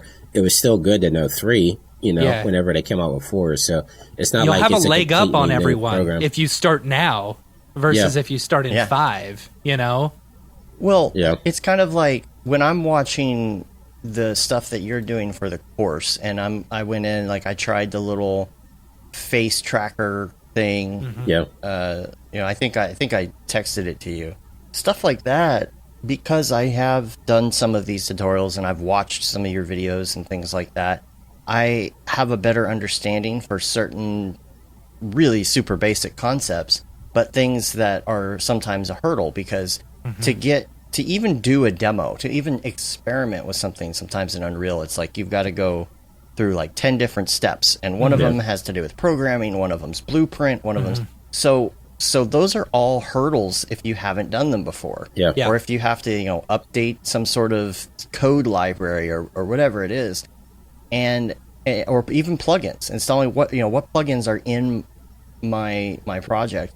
it's something where if you at least know that stuff, then when UE5 comes around, you're not having to do these basic hurdles that you would have had to start with. Yeah, you'll know it right off the bat. Like, I've seen people on Twitter getting frustrated, and they're just like, oh, I'm just going to wait for 5 to come out. And it's like, well, if you're having problems now, what makes you think those problems are going, like, it's not going to be just like a magic pill, like, hey, 5 is here, do what you want. It's like, you still have to know the basic understandings of how Unreal works. So, and how many tutorials for 5 do you think are going to be when it comes out, right? You know, versus if you learn now, you know, when the tutorials are quite abundant, you know. Right. Just goes to show if you're on top of the UE5 tutorials, like right when it comes out, you're going to get a lot of hits, right? Yeah, there you go.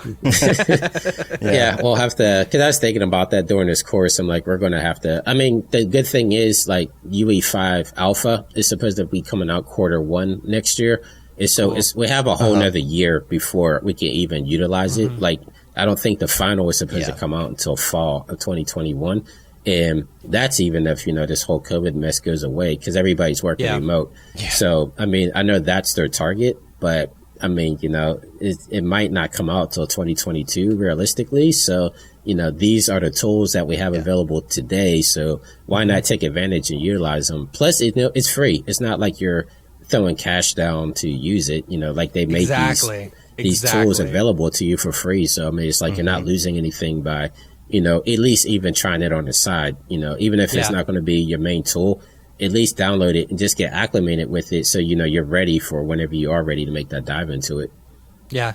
And our courses are modular, so we can update if there's one particular section that has enough of a change in it, and we just replace one chapter. I think we've done that once or twice with the Houdini one. Yeah.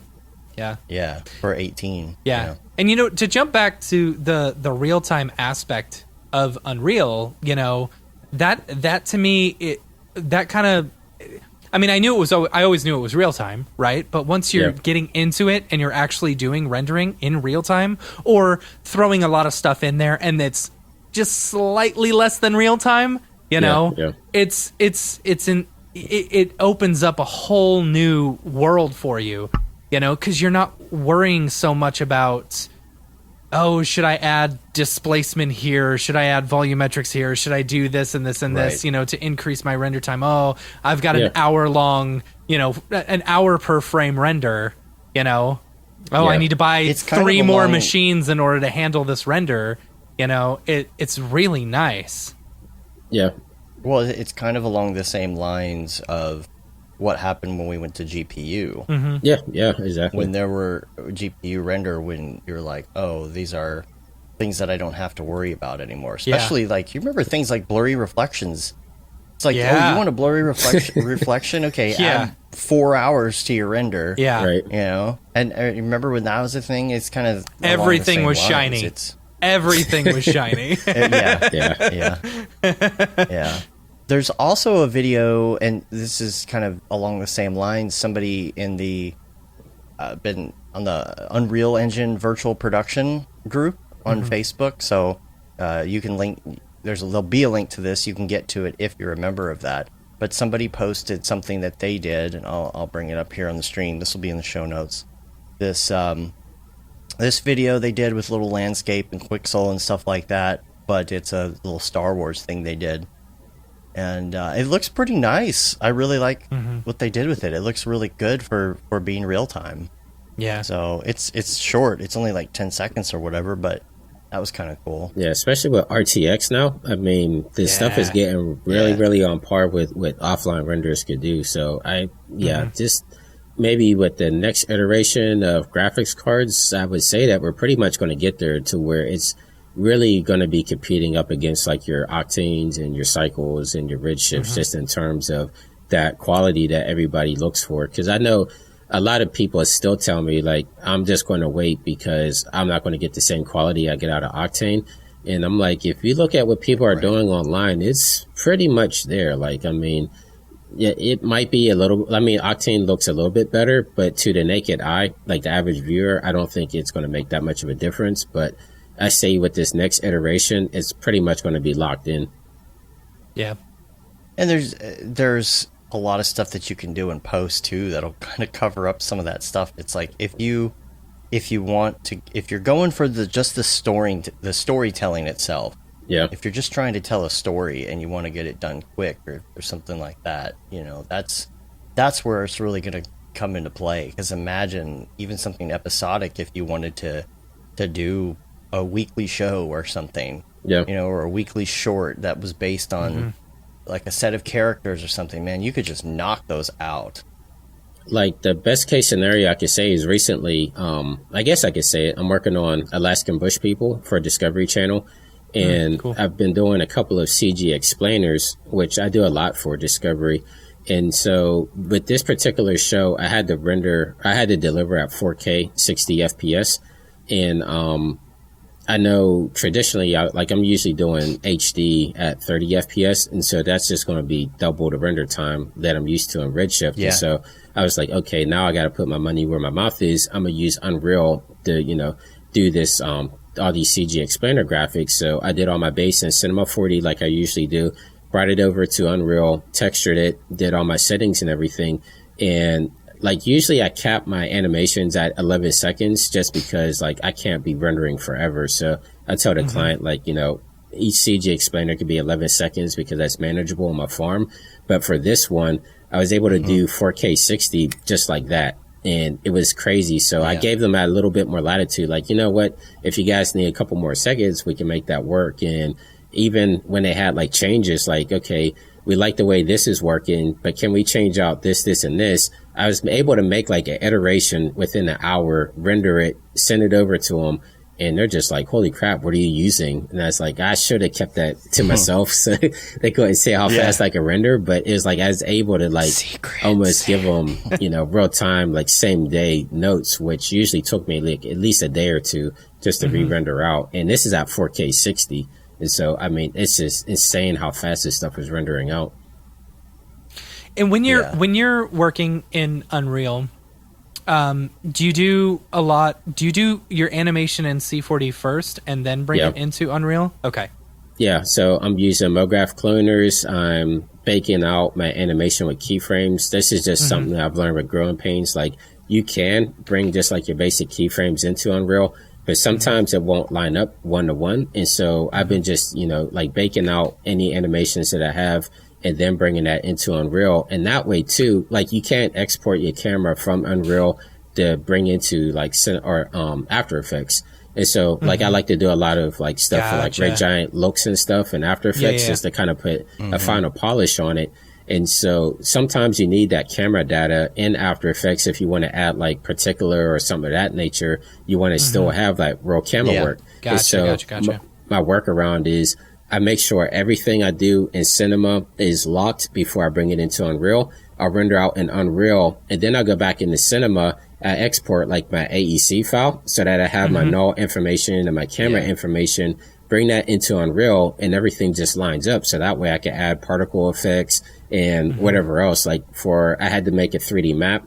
And I had to like tag the locations and everything. And the text tool in Unreal is not that great. And so I was like, okay, I'll make my null points in Cinema. And so whenever I'm tracking over my 3D terrain, I have those null points that I can bring into After Effects and actually use the text tool in After Effects and align that out. And that gives me a flexibility too. Like if I have to make a change, like they don't like the way that this city is named, like with the acronym afterwards or whatever. You don't have to re-render that. I don't have to go back and re-render. I could just make the quick fix in After Effects and everything still tracks. And so this is all the stuff that I'm going over in my course. And so it's a good plug there because this is stuff that I'm just figuring out on the fly. Like this stuff isn't knowledge that's out there. So it's just been a lot of trial and error to figure this stuff out. Cool. But it is workable. You just got to, It's rad that you're able to.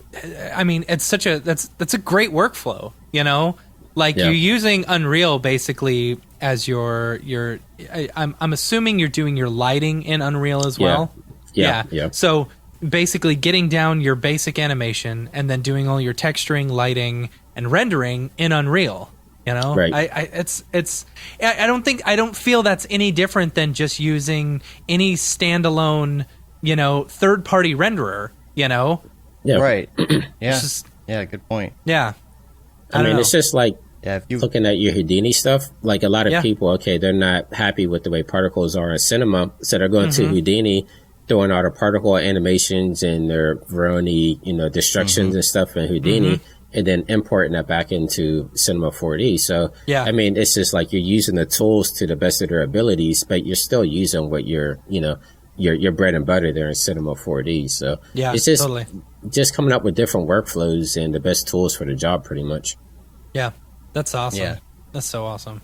And we have a sign-up page, by the way, on the website. So if anybody wants to go to mograph.com/classes, you can go to Creating the Unreal. You can also see the artwork for the mine that I'm working on here. Very paying homage to something.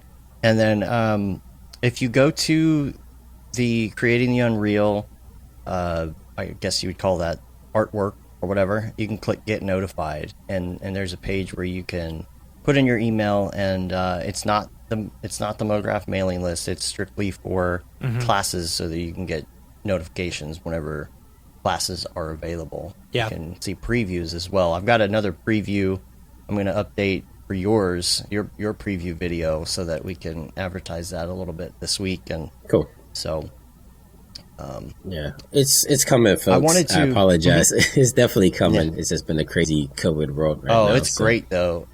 I mean, you're still You're just getting despite people what's on going edge. you're They're pumping excited about content. it. Yeah. Yeah, I just feel bad because I know I got ahead of myself, and I was like, yeah, it's coming out in June or July, and people were like, where's it at? I'm like, COVID.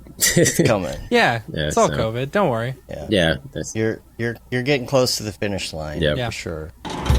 Hi, my name is Sashia Dumont. I'm a writer, actor, and filmmaker. Hi, my name is Paul Robinson. I'm a director, DP, and filmmaker. We are the creators and hosts of the Go Gorilla Filmcast, an online source for all things indie film. We are a husband and wife film team and co-owners of Sen3 Productions, and we started this podcast for filmmakers like ourselves who were producing on micro budgets with skeleton crews. Go Gorilla is a weekly podcast that features various talents in TV, film, and web series productions. We've interviewed filmmaker powerhouses like Kestrin Pantera, Richard Raymond, Alex Ferrari, Cassandra Ebner, and Ryan Connolly. Amazing actors like Hannah Ward, Lou Taylor Pucci, Chris Wataski, and Eileen Gruba, groundbreaking cinematographers like Jody Lee Lipes. and Jessica Lee Gagné, and many more. We also offer weekly reviews of our favorite films and shows, which vary from low-budget first-time filmmakers to A-listers and everyone in between. Go Gorilla is proud to announce that we have officially joined the Mograph Podcast Network. So if you love filmmaking as much as we do, Tune in every Sunday for a new episode of the Go Gorilla Filmcast, your source for all things indie film. Now available on the Mograph Podcast Network. I wanted to get to Mograph Recommends, but first I wanted to answer an email that we got. And this is an interesting one. This is from Ken W. This is a podcast show idea. Says, there was a discussion happening on the Mograph Jobs Slack channel that I think would make a good show topic if it hasn't been one already. Among other things discussed, the concept of a global standardized pay rate was brought up. I'm admittedly an unbelievably stupid American man, like really dumb, but I can see what an astonishingly ridiculous idea this is. Cost of living is real, and can't discount for that, and you have to kind of balance that depending on your part of the world. So, said, quick story. I needed help with a project recently, and a few people responded to my job post. The best candidate turned out to be a person in Eastern Europe. I wasn't seeking someone from Eastern Europe or any other place with a lower cost of living. I found myself paying them way less than what someone in the U.S. would charge, but way more than what they could have made locally. Yeah. I don't see this as predatory, as suggested by the Job Slack channel, because one person's point of view, because that was one person's point of view, and it honestly makes me feel good that I'm helping this person stay in business and helping them make great money based on their location. I'm paying them the rates they're requesting. I encourage them to charge me more for rush work or anything outside of scope, even if tipped them on an invoice before.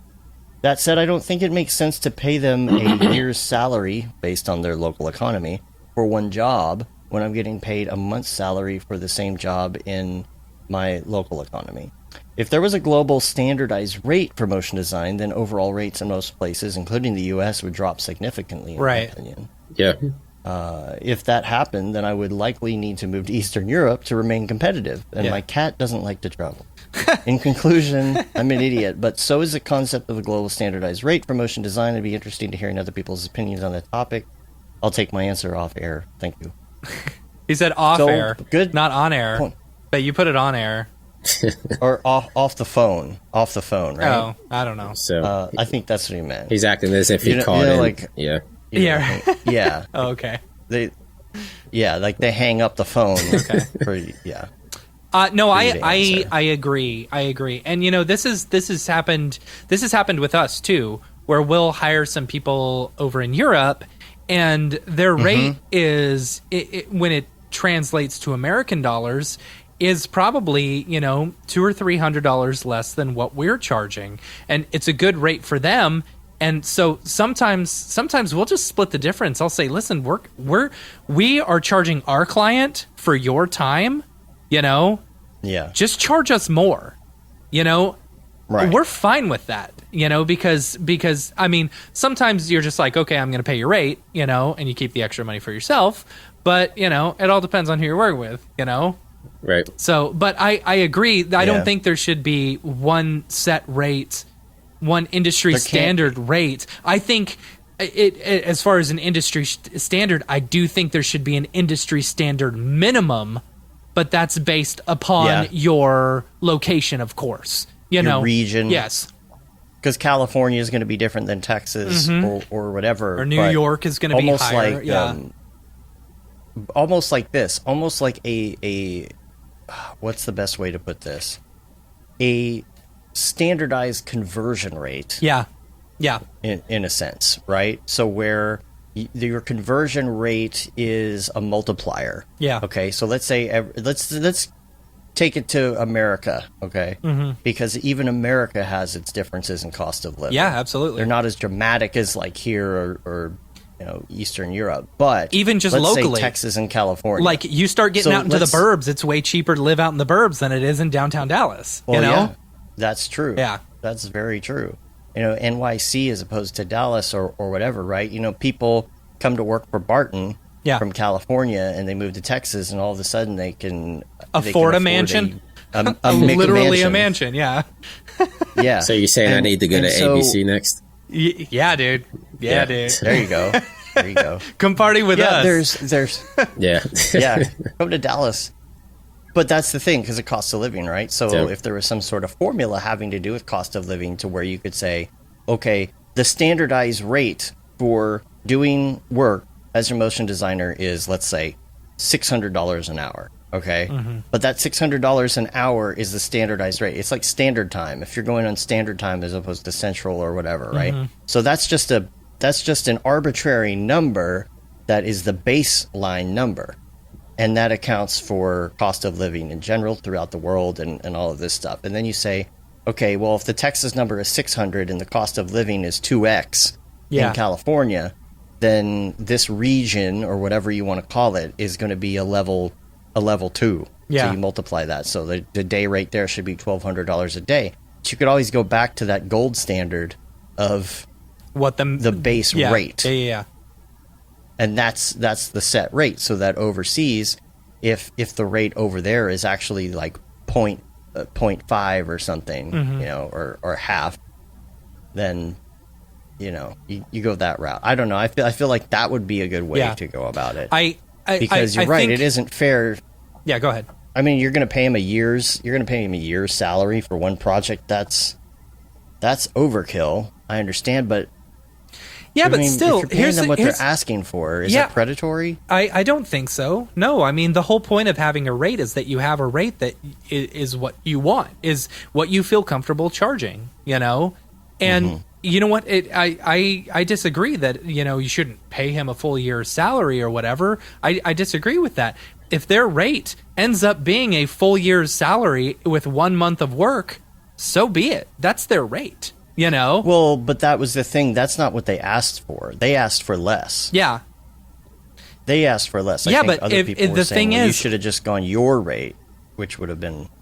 Yeah. I mean, that's why we all make our rates. You figure out what the rate is that you're comfortable with the knowledge that you have, as well as the location that you're at, and the rate that you can comfortably get and comfortably live on, But I do think, I think the biggest thing is that there's too many people who are getting, there's too many, like, noobs or beginners or people who are willing to work to next to nothing for exposure, and a little bit of pay that they're causing the bottom, rate to be way lower. And I think there needs to be a standardized industry minimum versus a standardized industry average, And anything underneath should be considered a quote unquote student rate. Right. A student rate.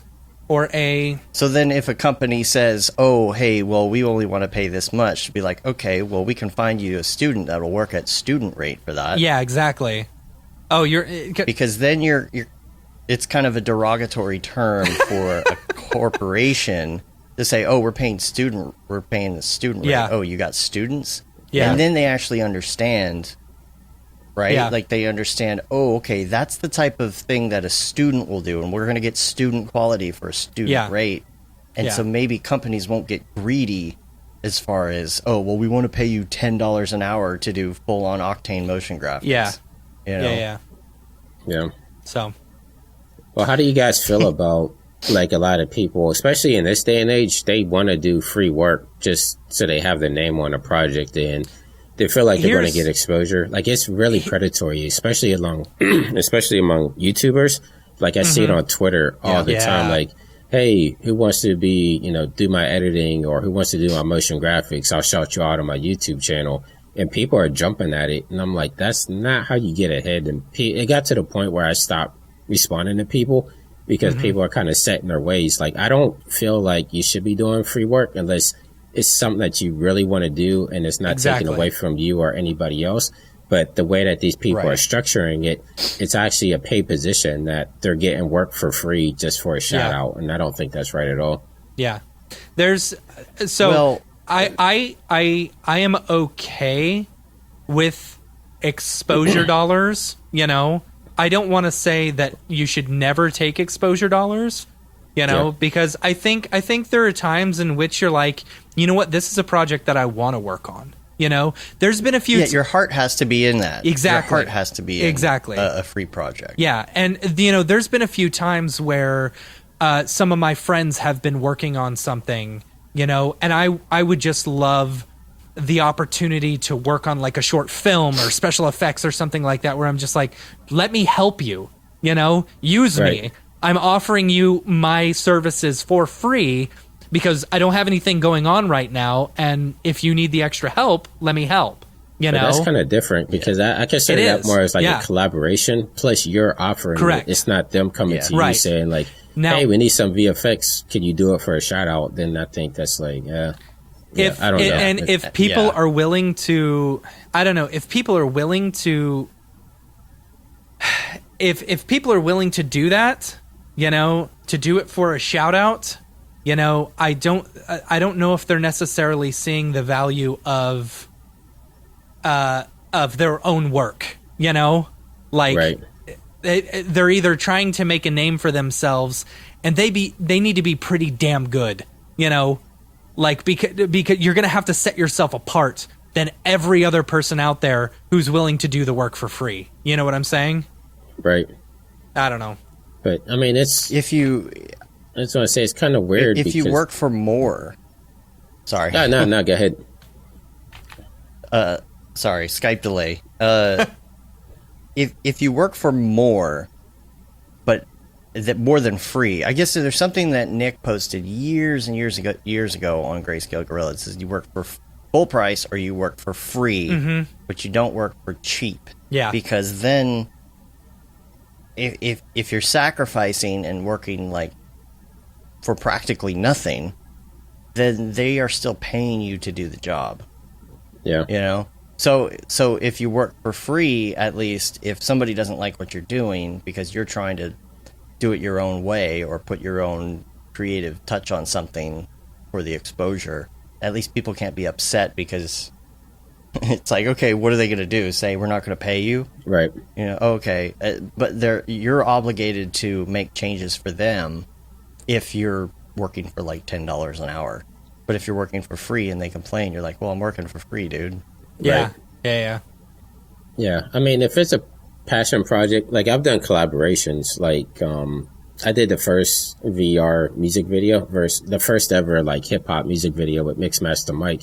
And that just came as a collab, like, you know, it's a collab between us too. Like I approached him and was like, hey, you know, if you're looking for a music video, there's this new platform. I really need a project because I want to dive into VR and, you know, I need something to get it going. And he was like, take this track, see what you come up with, and let's get going from there. And our friendship kind of grew from there, but it's just like, that was a collaboration because he didn't come to me like, hey, I see you're doing VR, do my video and I'll shout you out. Yeah. I mean, that was like, he was hands on with me. Like we were learning the format together. And so it's like stuff like that I really dig, but I just don't dig like the Shaquille O'Neals out there that are like, hey, here's my Indigo. You want to work on Shaq Fu? Pay me $10,000 and I'll let you do concept art. Like, and people actually did that. Like that was, I thought that was crazy. That was on his Kickstarter. And that was one of the Kickstarter goals is you pay me $10,000 and I'll let you work on my video game that I'm going to profit from. And then it didn't even stop there. He did a contest with TNT. Like, hey, saw that too, that one. I mean, it's like, that wasn't even the worst of it, but it's just like, you get these celebrities out there that are looking for free work that they can clearly pay for it, you know? And they're going to use it to profit from. And this is where it's kind of getting like the younger generation. They see like, hey, I'm going to work with Shaquille O'Neal. I can put this on my portfolio. But if you read the small print, you actually can't put it on your portfolio. But these people are thinking like, hey, I could put this on there and then I'm going to automatically jump up and start working for Disney. And it doesn't really work out that. Like I fell for it when I first started out. Like I did a short film. Someone hit me up. And they're like, hey, you know, well, you'll get IMDb credits. And then I learned very fast that IMDb credits don't pay for crap. Like, you know, your landlord doesn't accept that as a currency. So, it's like, I have this IMDb credit and people are like, okay, like I never even heard of this project before. Like it doesn't matter. So it's just, I try to steer people away from doing shout out and exposure and IMDb credit stuff, but you get hit with a lot of pushback. Like, no, I want to do this because I want to work at Pixar or Disney or whatever. And I'm just like, Disney would never ask you to work for free. So, you know, it's like, it's not really a good trade-off what you're doing. So I always tell people, like, you want to work at a certain studio, study that style and work on your portfolio and maybe even come up with a portfolio piece. And then you approach that studio like, hey, I really love what you guys are doing. This is the, you know, the direction. Maybe I could come in as a junior artist or an intern and work your way up from there. Like, I don't know. I just don't like seeing people being taken advantage of because it's happened to me. But, you know, people are stuck in their ways that are hard headed. They have to learn just like I did. And it's tough to see. So I try to stay off those Twitter wars, but the common theme that you're talking about is basically, you know, it's like if an artist offers up their work, you know, or their help for free, you know, that is 100% okay, you know? Like I would never but if you are if you're willing not to gatekeep, you don't want to gatekeep people doing free work, right. You know, because you don't want to be like, oh, well, you shouldn't ever do free, because do what you want, right. But you know, as an artist, artists are fully able and willing to, you know, offer up their services for free, you know. But I think if you're someone like Shaq, who is fully able to pay for the work, but just wants to save a few dollars, that's incredibly shitty. And us as artists should not want to work for people like that. Yeah, if you want to do stuff for free, by all means go ahead. We're just advising you not to hurt yourself. By doing it the wrong way. You hurt the whole industry when if everyone was to say no to predatory practices like that, you know, they wouldn't exist. But because there are some people out there who just don't know better, you know, are like, oh, new. who are new, you know. Everybody does that when they're new, though. Or it's almost like a does. scab worker. You know, the union's on strike, but you see the scab coming in like, hey, this is my opportunity. Everybody else is saying no. Here I am. Look at me type thing. And yeah, it's sad. Like, I've been doing this for a long time, so I don't look at the entry people exactly as competition, I guess you could say. It's just, I'm trying to look out for you guys so that you could grow with us and help the community as a whole. Like, I don't want to see anybody being taken advantage of. And it's a tough spot, you know. You see these people putting their heart into this artwork, and then, you know, they're getting not abused, but basically being taken advantage of. Like, people are profiting off the work, and they're not profiting off it, you know. I think we know quite a few people that would come to mind when we think about that are friends of ours that we don't want to see them get taken advantage of. You know, I want to call. I'm going to struggling. call out Sage because he messaged me on Slack, but he said what? He disagrees on the student thing. You know, it shouldn't matter if you're a student or not. If you're doing it professionally, you should get paid a professional wage, which I'll agree. If you're doing it professionally, yes, you should be getting paid a professional wage. But one thing you have to understand with students and stuff like that, a lot of students are still in the process of learning, you know? And so with the students who are, you know, when we're talking about a student rate, we're talking about students who are in school and still learning the process and learning what's going on, and willing to take a lower rate, you know, specifically because they don't know as much. Their knowledge base isn't as big, and they may be still in the process of learning workflows and learning new tools and stuff like that. So of course you're going to pay. You may end up paying the same amount, you know, but it may take a longer time. Now, this is also brings up a key difference between, you know, students who are still learning the tools and students who are already know all the tools, you know, and have a demo reel and have a pool of work that they can show, you know. If say you're a student and you're only going to school because you want to get that degree, and you have a super kick-ass demo reel already, and you already know how to do all this stuff, you shouldn't be charging student rates. You know what I'm saying? That's the thing. It's more about forcing corporations to pay a student rate and get a student if they want to cheap out. Yeah. Right? So if they want to pay half the price, well, they're going to get a student. That person will probably be grateful to get that money. However, it is going to take twice as long. Yeah. And they're also going to not have the experience of working on so many projects that they can efficiently get it out, or maybe they're not good at email or communication or whatever it is. So are you just some way that people know that you're taking a hit in quality for taking a hit on price. Yeah. So are you talking about students taking work on themselves, or actually working at like a boutique or a studio? No, well, I'm taking work on as a freelance. Yeah. Oh, okay. Like someone who's in school. Someone who goes to work for a studio. If you're a student and you go and work for a studio, you need to be being paid a professional wage. Oh, yeah. You know, there's no question about that. I'm talking about freelancing and stuff like that, you know? Yeah. Yeah, absolutely. Wanted to get to Mograph recommends here. Look at that. We're almost at 2 hours. I told you. Yeah. Put that thing on snooze for 4 hours. We're good. I do need to run to the restroom, though.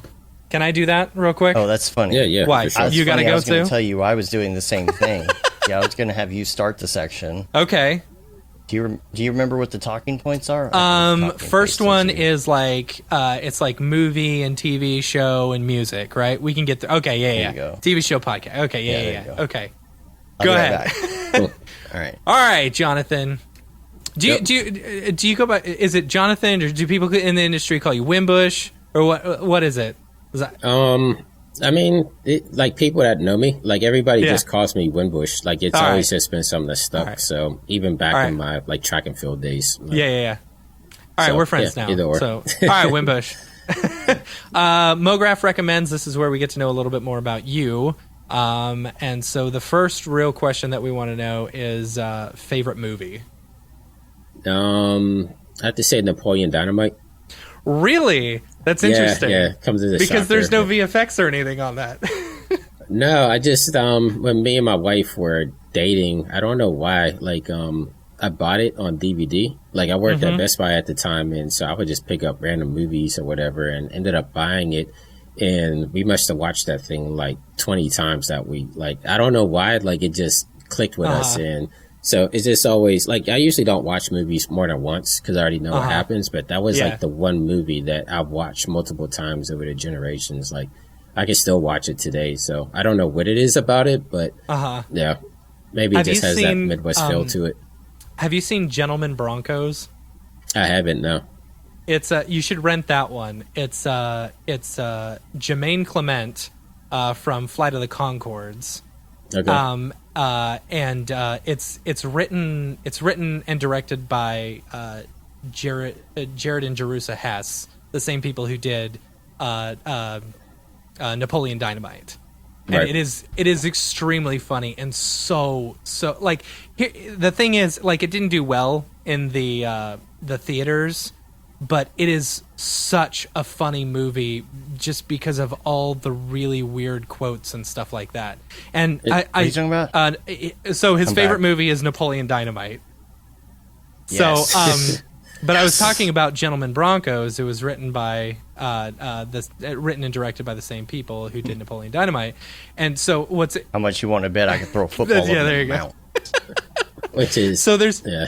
what I love about so the story is this kid goes to like a writer's camp, and Jermaine Clement's character Ronald Chevalier he steals this kid's script and rewrites it into his own book, right? Because he's having writer's block or something.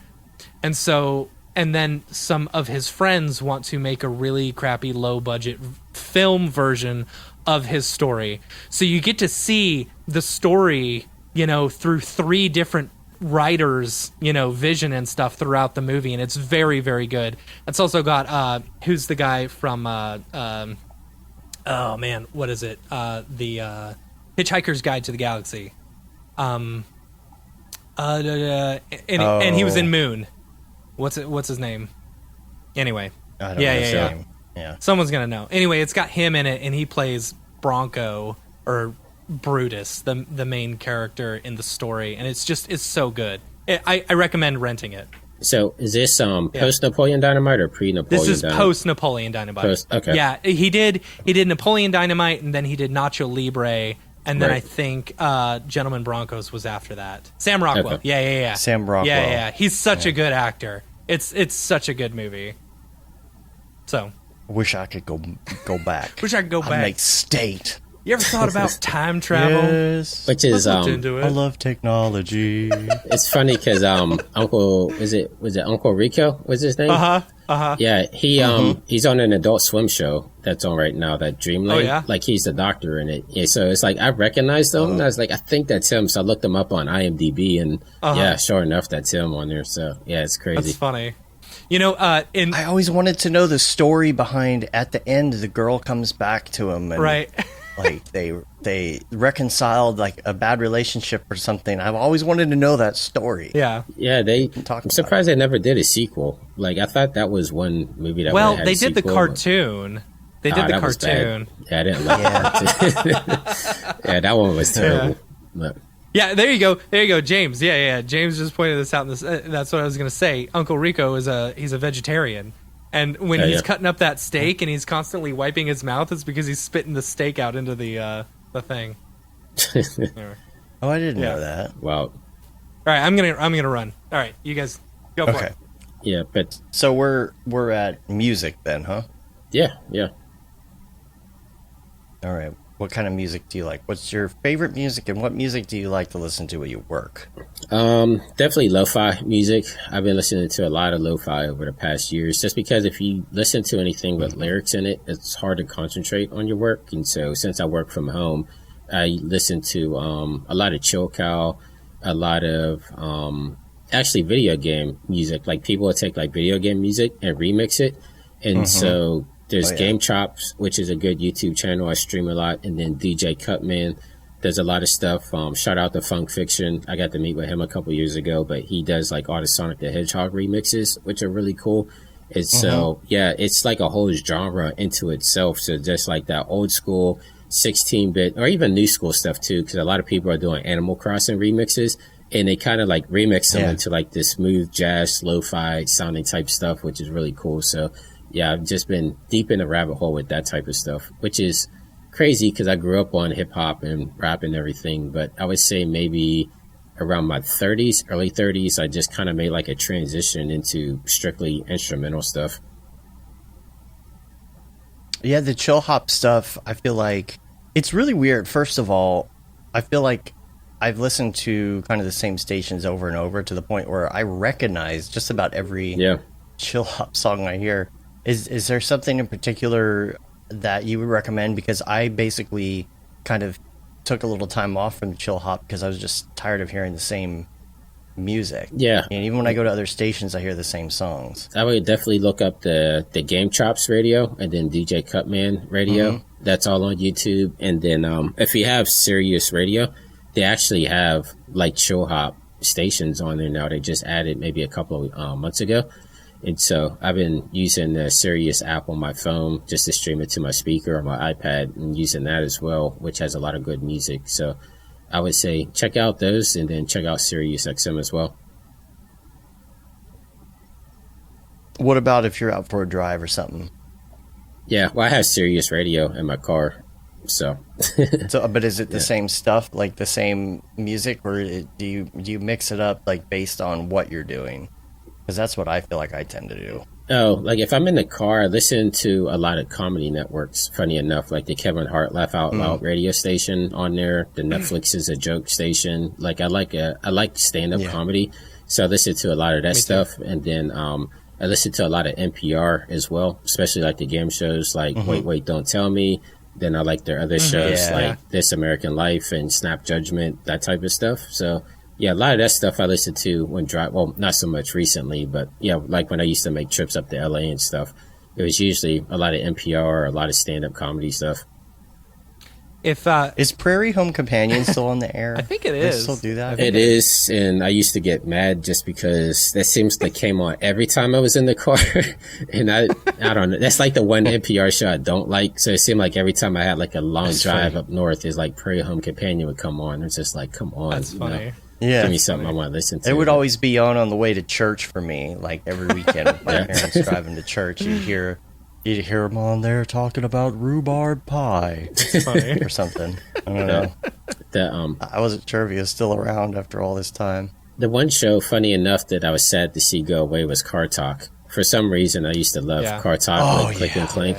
Listen to that on Sunday mornings. Yeah, that was a lot of fun. But they went off air a couple of years ago. Yeah, I think it was. One of the guys died. Yeah, one of the guys died. So, did he really? Yeah, when was that?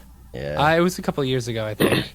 So I think they were playing like classic Car Talk for a little bit afterwards, and then maybe they just stopped. Oh wow! Yeah, I didn't realize that. Yeah. Next on the agenda, TV shows. I'm waiting for Kevin to chime in. Yep. TV shows, does cartoons and anime count, or does it have to be live action? Totally. Totally. Yeah, because I'm a big kid. I don't watch too many like regular TV shows. I guess you could say like I'm all Rick and Morty, of course, Bob's Burgers, a lot of anime. Like right now, like actually before this, I was just watching a new season of Sword Art Online. A lot of Black Clover, a lot of My Hero Academia, and then I can't think of that one that's on Hulu from the creators of Rick and Morty. What was that called? Solar Opposites. Solar Opposites. Yeah, I've watched that season a couple of times. That was a really good one. Me too. And then, I need to catch up on that. It's binge worthy multiple times. Yeah, it was really good. Yeah, I'm surprised Adult Swim didn't pick that one up. Like that one, I say that one's even better than Rick and Morty. Really? But it's pretty I like it a lot. But Kevin says you got to check out Breaking Bad and The Wire. I started The Wire. Kind of grew up in The Wire. back then. So, yeah, it's like, it's not, not that, I mean, I don't know. My childhood was weird. Like, I grew up in the suburbs, like early 80s, 90s. And so, but on the weekends, I would go to my grandparents' house, which they lived in the project. So I saw both sides of the spectrum. And so, yeah, it was like The Wire on the weekends. And then I come to the suburban life during the weekdays. So, yeah, it was crazy, but yeah, I have no interest in The Wire. I watched the first couple episodes and it's like, yeah, I know these people like in real life. So yeah. And it's funny because I was talking to a friend about Breaking Bad yesterday and I was like, I know those people as well. Cause in Pittsburgh, like it was like an hour away from the Ohio border, an hour away from the West Virginia border. And like those Breaking Bad characters, that's like where they cultivate from, like out in the backwoods areas. And I was friends with a lot of those people out there. So yeah, it's pretty crazy that like how these TV shows are like emulating a lot of stuff that I see in real life. Crazy. And do you listen to podcasts? I do a lot of video game podcasts. So like IGN Unlocked, Major Nelson Radio, The Giant Bomb, a lot of video game stuff that I listen to. Trying to think, I guess like This American Life, what kind of is like a podcast, even though it's on NPR. Totally. Yeah, so This American Life and Snap Judgment, listen to that stuff every now and then, but most of the time I'm consuming video game news 24/7. That's cool. Yeah. So right. And what about what's that? I said ready for that Xbox event at the end of the week here on the 24th. Yeah, that's gonna be good. Yeah.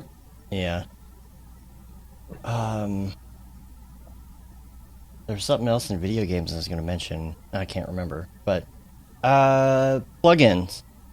And this is going to be a tough one because there's lots of platforms with lots of different plugins. What would be your favorite plugin? Favorite plugin? Man, it is a tough one because I just recently, I would say the past few years, got back into using plugins because like when I used to work at studios or freelance around different studios, I tried to stay away from them just because you didn't know what every system had on it. So it's the type of thing I always steered away from. So once I started working strictly remotely, I started getting back into them. So I would have to say the favorite is Red Giant Looks, Magic Bullet Looks. I use Looks a lot, especially just when doing stuff in post there.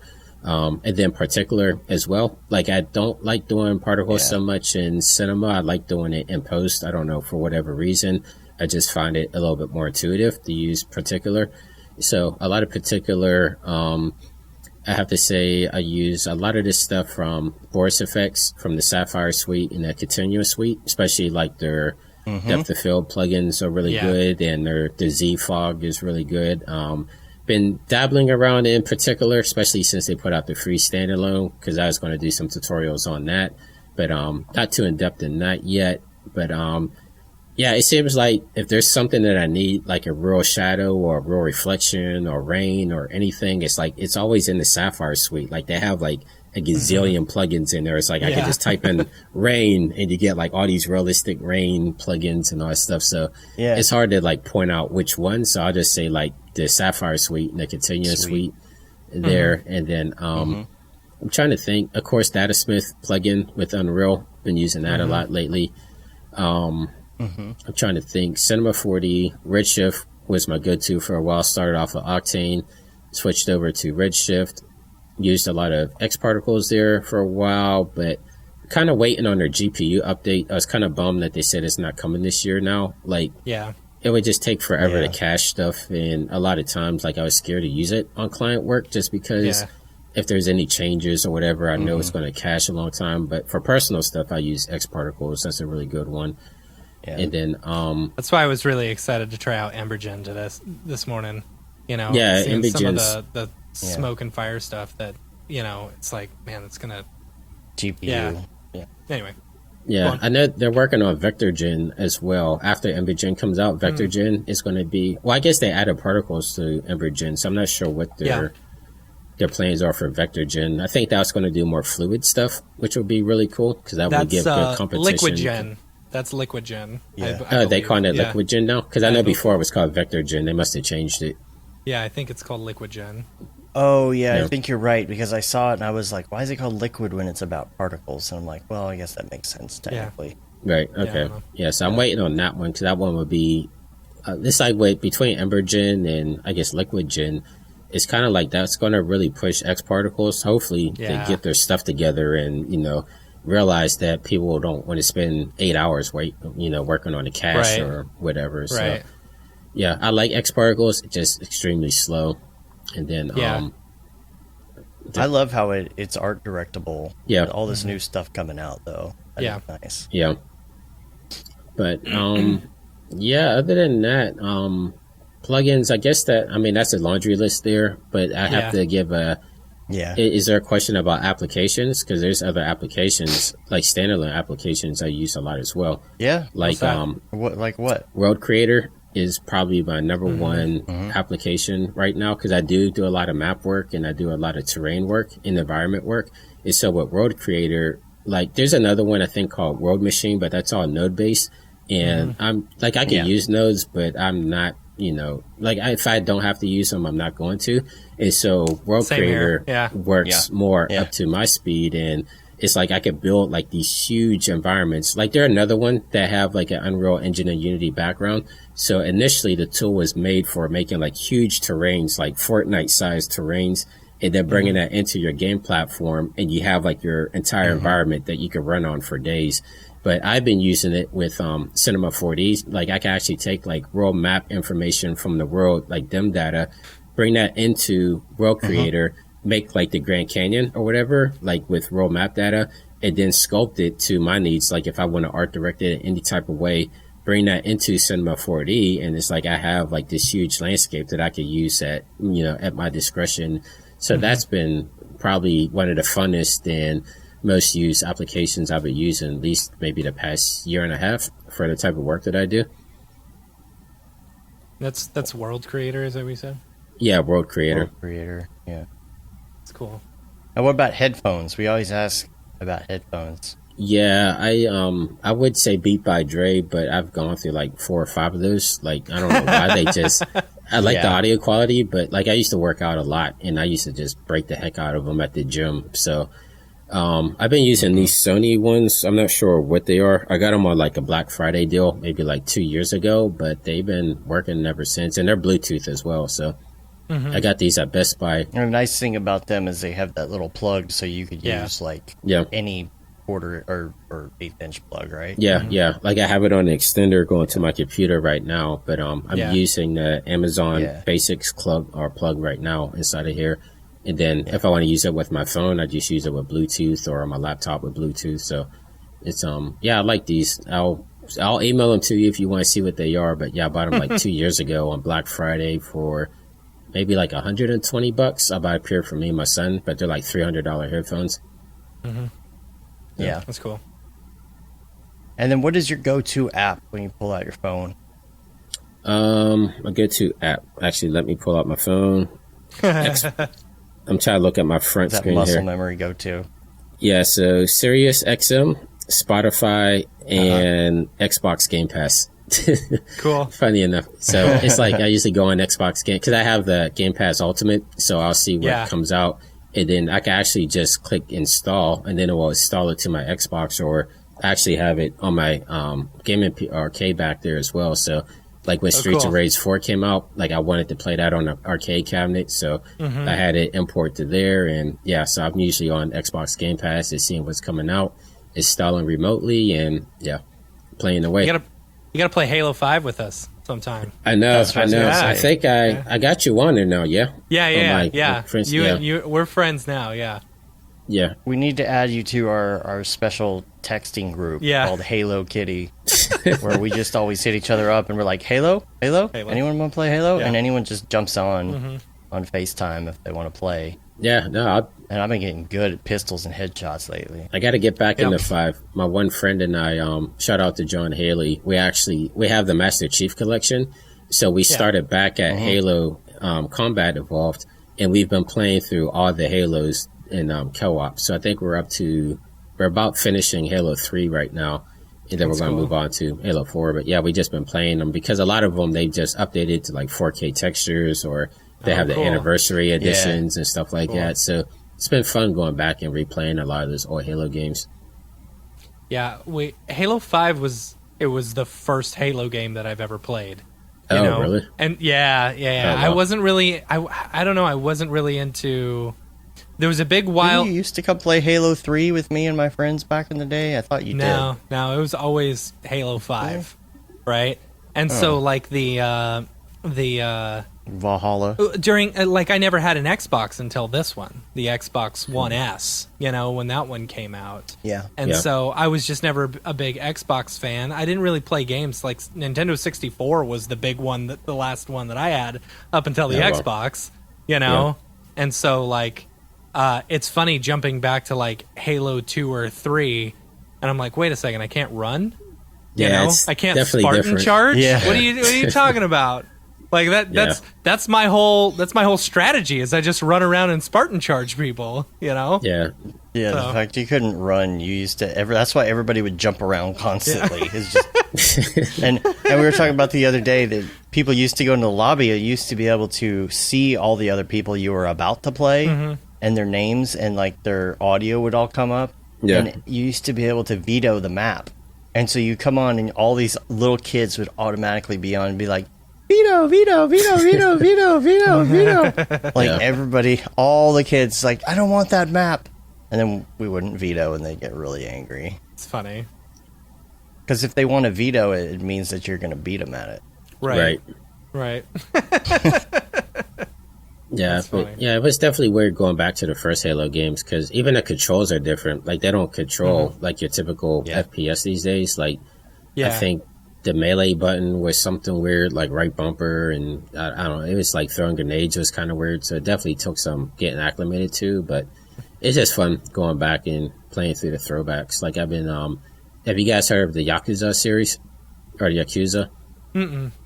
So, No. It used to be a PlayStation exclusive. It just recently came over to Xbox, and so I've been playing through. Like, I just finished Yakuza 0 actually last night. Put like 130 hours into it, but it's like they're coming out on Game Pass, and so like Yakuza 0 was actually like a PlayStation 2 game, and so it's like same thing. Like, the controls are different. Like, they updated the textures and everything, but it was just different going back into those old play styles.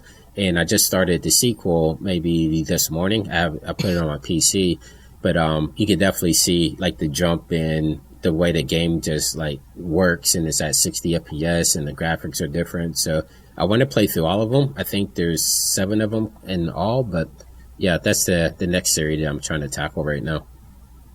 Cool.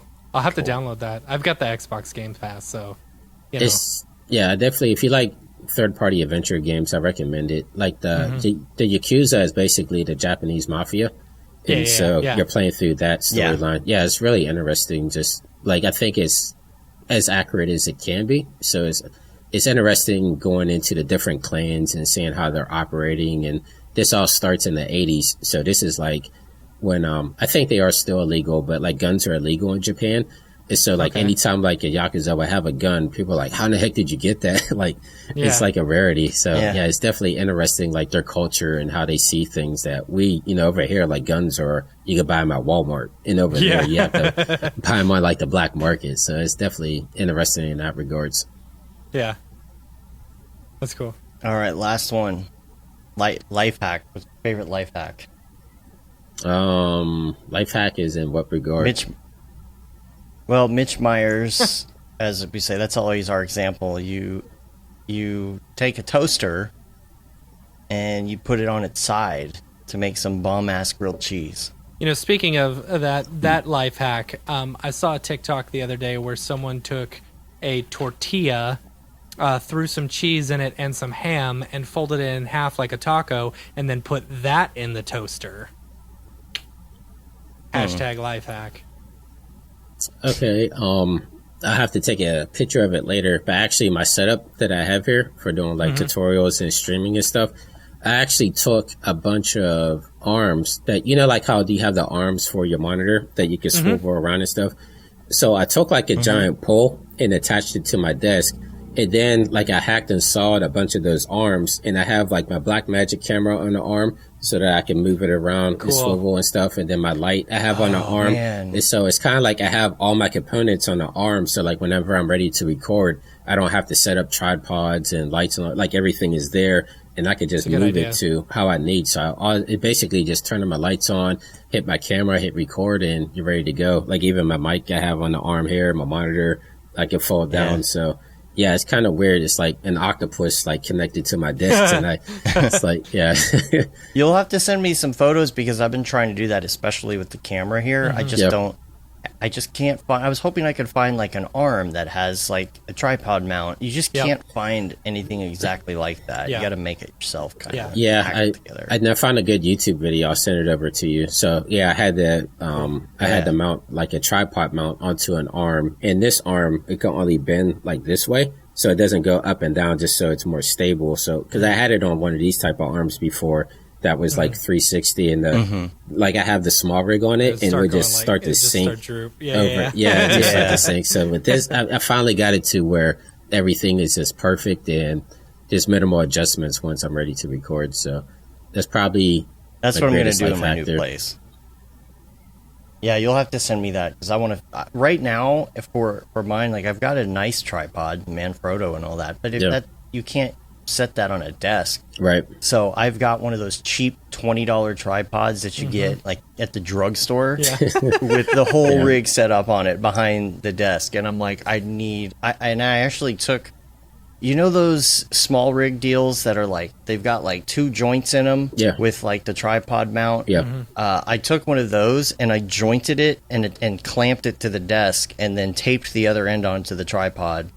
Just in case the cheap tripod falls over, it'll hold it and it won't fall.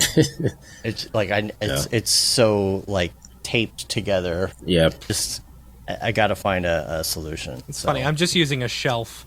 I have one of these little $10 shelves. They're made for like Apple TVs to go on top of a TV, you know. And I just placed my camera right on top of it. It works great. Yeah. See, I'm gonna do with the lights where I can move them around the room or clip them on different things in the new place. Have like a whole studio. Like you could be at the desk, or you could be the opposite view of the desk, or you could be over in the corner by the couch, maybe with the monitor on the wall. Yeah, I'm gonna do it up, man. I contemplated doing one wall in the office all green. Maybe you should. Maybe you should. I'm still thinking the problem with it is if it's already textured, you know, if it's got like that spackle texture or whatever, you know, you have to smooth it out, otherwise you'll get shadows, I would think. Yeah, maybe. I'll think about it. I don't know. So, because that would be really cool. You could make it look like you had a couch sitting there and you were in a giant studio or something. Right. You know. Hey, you could put some other desks. So you can always do it with Unreal, do a live production. There you go. Yeah. See, that's what I was thinking, because then you can move the camera around and everybody thinks you're in a you can track it big and everything. studio. Yeah, that'd be awesome. ESPN style. Man. Yep. Yeah. Well, I think we covered quite a bit today. Yeah, man. Thanks for being on the show. It's a good episode. Yeah. No, thank you guys. Anytime you need me on, just hit me up. Like I said, COVID's out there, so I've been in the house or been out in the canyons getting away from everybody that I can. Like, I don't know, it's been crazy down here. The beach, like, I went, I don't know if you saw my hiking pictures yesterday. Yeah. Like, I did a 3-hour hike through the canyons. And so when I was coming home, I was coming up to PCH, which drives up the coast in Laguna Beach. And I got stuck in like an hour and a half worth of traffic because everybody's at the beaches. Like, people act like COVID's not even out there. And like, I saw pregnant people with no mask on and they're all at the beach. I'm just like, what in the heck is, you would think that we beat this thing by now, but so I've been going far out into the canyons where it's isolated and just been doing like crazy hikes up the mountains and stuff like that. Yeah. That's people nice. Wear your masks too. Like, seriously. You know, and it's funny, like, you know, because we had it back in April, officially confirmed, you know, because I got an antibody test and it came out positive. But I still feel like I have, like, issues because of it. Residual. Yeah, you residual have something. Like, you had it? Yeah, we had it. Oh, well. Were you asymptomatic, or did you actually have... Kind of. We had Yeah. some symptoms. I had a really bad cough. I felt kind of weak, but I tell the story a lot because we have a newborn, and he was 2 months at the time. So I just thought I was tired because we had a newborn and he was up all the time, But I had a cough and I lost my sense of taste and smell. So we were pretty sure we had it, but then my brother got tested who lived with us, and it was confirmed. And then I just gave blood a few weeks ago and it came up positive. I have scheduled a new blood test for a new COVID test because I'm doing a test on myself, right? Everyone's saying like they don't know how long these antibodies last. Well, if you go give blood at the Red Cross, they will do a free antibody test. So I already took one. I already took one test, and then I've got one scheduled for August 22nd, and I'm interested to see if it still says that I have antibodies. That's interesting. How long those last. Right, how long it'll last. Because it was, I did the math, and it was like April 17th, like that week. I think it was the week of NAB I had COVID. That's crazy. So it's a good thing we didn't go to NAB, right? Otherwise, I would have spread it to everyone. Right. Well, I need to get a test because I think I probably caught it at CES, because it was in mainland China before we even knew about it. Yeah. And a lot of those, I was speaking on panels at CES, and a lot of those companies there were from mainland China. A lot of them from like Beijing and other areas that were hit pretty hard. And so they're in that convention center with very little ventilation. And, if they came over, it's not like they knew they had it, but, there's a chance that they were on that plane. So everybody on that plane probably had it if one person had it.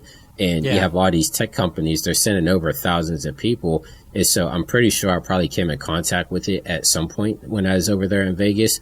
And so I was always curious if I was just asymptomatic and if I should get tested to see if I had it or if I didn't have it. Yeah, I don't know. Because I had just give blood.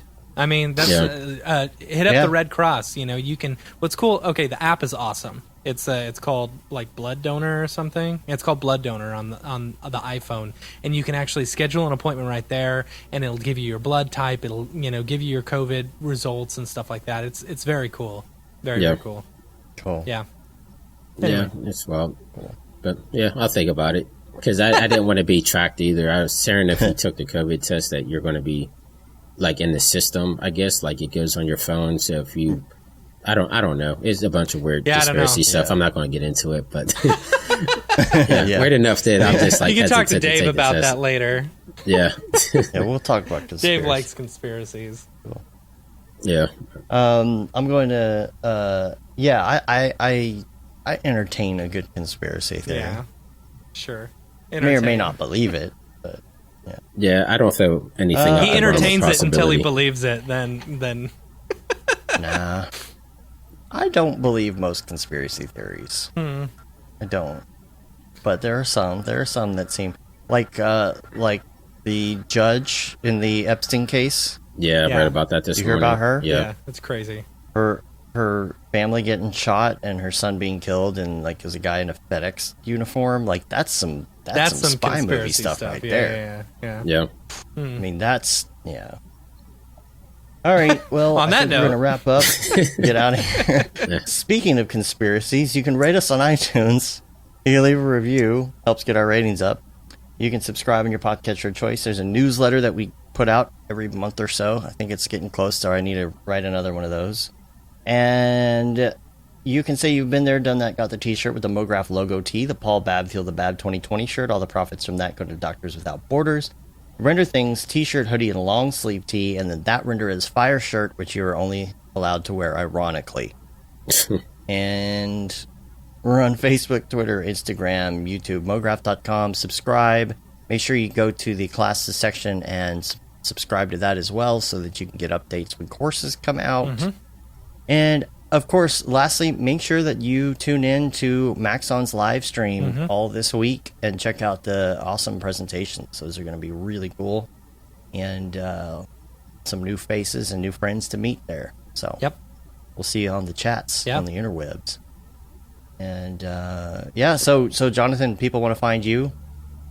Where can they go? Yeah, the number one place would be youtube.com/Jonathan Winbush. And then same thing on Instagram, Twitter. It's all Jonathan Winbush. Facebook, Jonathan Winbush. But go to my, I guess you would call Facebook artist page. Like I've been having a lot of people try to friend me on Facebook, which I don't like friending people I don't know. Like yeah, same here. Yeah. Finally. People are using it as it's like a LinkedIn or something. I'm like, this isn't Right. LinkedIn. It's like Yeah. I don't want y'all to know about my personal life. yeah, exactly. So, I always get these notifications, and it's like, this person is a mutual friend with David Aryev and Tom Glimpse, Yep. and like these people that are Octane users, and I'm like, no, this is my personal Facebook. Yeah. So yeah. So Sorry. I started the side Facebook, Winbush Official. I'm not sure if it's the facebook.com/Winbush Official. I'm sure if you search for it on there, it's on there. But yeah, you can find me on there. And then I have a Discord channel as well, which it's hard for me to give because it's like Discord and a bunch of numbers and letters. So I'll leave it in the chat there on this stream whenever it goes up on YouTube. I'll leave it on there. The Discord channel has been great. It was suggested by one of the viewers on YouTube, and since then I've had like a couple of UK artists come in, like music artists like Wiley, and then like Deadmau5 joined there for the Unreal. Been talking to Deadmau5 a lot because he's doing some crazy stuff in Unreal right now, and yeah, it's just been a cool community coming together, especially around the Unreal stuff. So I would suggest at least come over to Discord and come chat with us. It's facebook.com/Winbush Official. Okay, cool. Yeah. cool. So I think that's And all I think the links there. I'm yeah, and we'll put up links as well in the show notes, like your site and everything. And I think that's pretty much it. We got the live shows coming up. There will be one break somewhere in August, but we're going to be running the Swarovski interview because we never put that up on the stream. So if you haven't caught that, Rolando Berry is next week, followed by Smear Balls the week after that, and so that'll be really fun. So make sure you check that out. I think, forget the week after that. I don't remember. Yeah, it's the week after that. We're gonna take off, have a little summer break while I sign papers on a new house, hopefully. So Yeah, congrats, man. I'm not going to help you move. So, oh no, I'm paying people to do that Good. anyway. Good. Yeah, that's the way to do it. Yep. Cool. All right. I say, Well, we're gonna get out of here. can I What's do one more shout out? I'm going to be Do it. doing. Yeah. I just got sponsored by Epic Games. I'm going to be doing some sponsored videos for those guys coming up soon. nice. So in August, I don't know if I can say it. Okay, we'll say there's going to be a prominent event next month that I'm going to kick everything off. And so I'm going to be taking the Unreal logo and showing you guys basically how you could do like TV idents, but using it in conjunction with Cinema 4D and Unreal. So, like when you're watching a TV show and you see like the Fox ident come up, like you're watching Fox so I'm going to be taking an Unreal logo and showing you how to make like different types of genres with that ident. So I'm going to create like an Unreal logo animation in a certain style and then do maybe like a 20-minute tutorial on how exactly I created it. And so this is all going to be in conjunction with the guys over at Epic Games. So after I get the Mograph course done, then that's going to be the next adventure. So that's why I said I'm definitely going to get the course knocked out before then. But that's the next big thing after the course comes out. Awesome. Cool. Yeah, looking forward to that. Oh, Yeah, jinx. Whoops. And then we'll do some live streams on Xbox there on Halo 5. Yeah, totally. Yeah. Totally. Yeah, that would be awesome. I think we've got like, how many people now that we know at least have the little interface? Jonathan, 5 or you've got 6, the yeah. Elgato, we've got them, and then Ariev. See, Cameron. we're all set up. We're all set up to where we can stream to go. 4 people at once, playing playing a game of Halo. a game of Halo. Slayer. We just you just Skype in and then share your Yeah. screen. So I be wonder cool. if the have you guys tried it with the PC version? Because I wonder if it's I haven't crossplay tried it between with the PC. and Xbox. Because I could just install it on here. Is- I don't know. Is 5 on PC? It though? I is, thought it yeah. wasn't on. I thought it was, yeah. Oh, I'm it pretty is? sure Yeah. it is. Yeah. Oh, okay. Oh, okay, nice. That's cool. All right. We're going to get out of here. Make sure you check us out on YouTube and all the other things. Subscribe and tune in this week, like I said earlier. And we're going to get out of here. Till next time, I'm Dave. And I'm Matt. Now I'm Winbush. Take care, guys. Have a good one. Later, yo.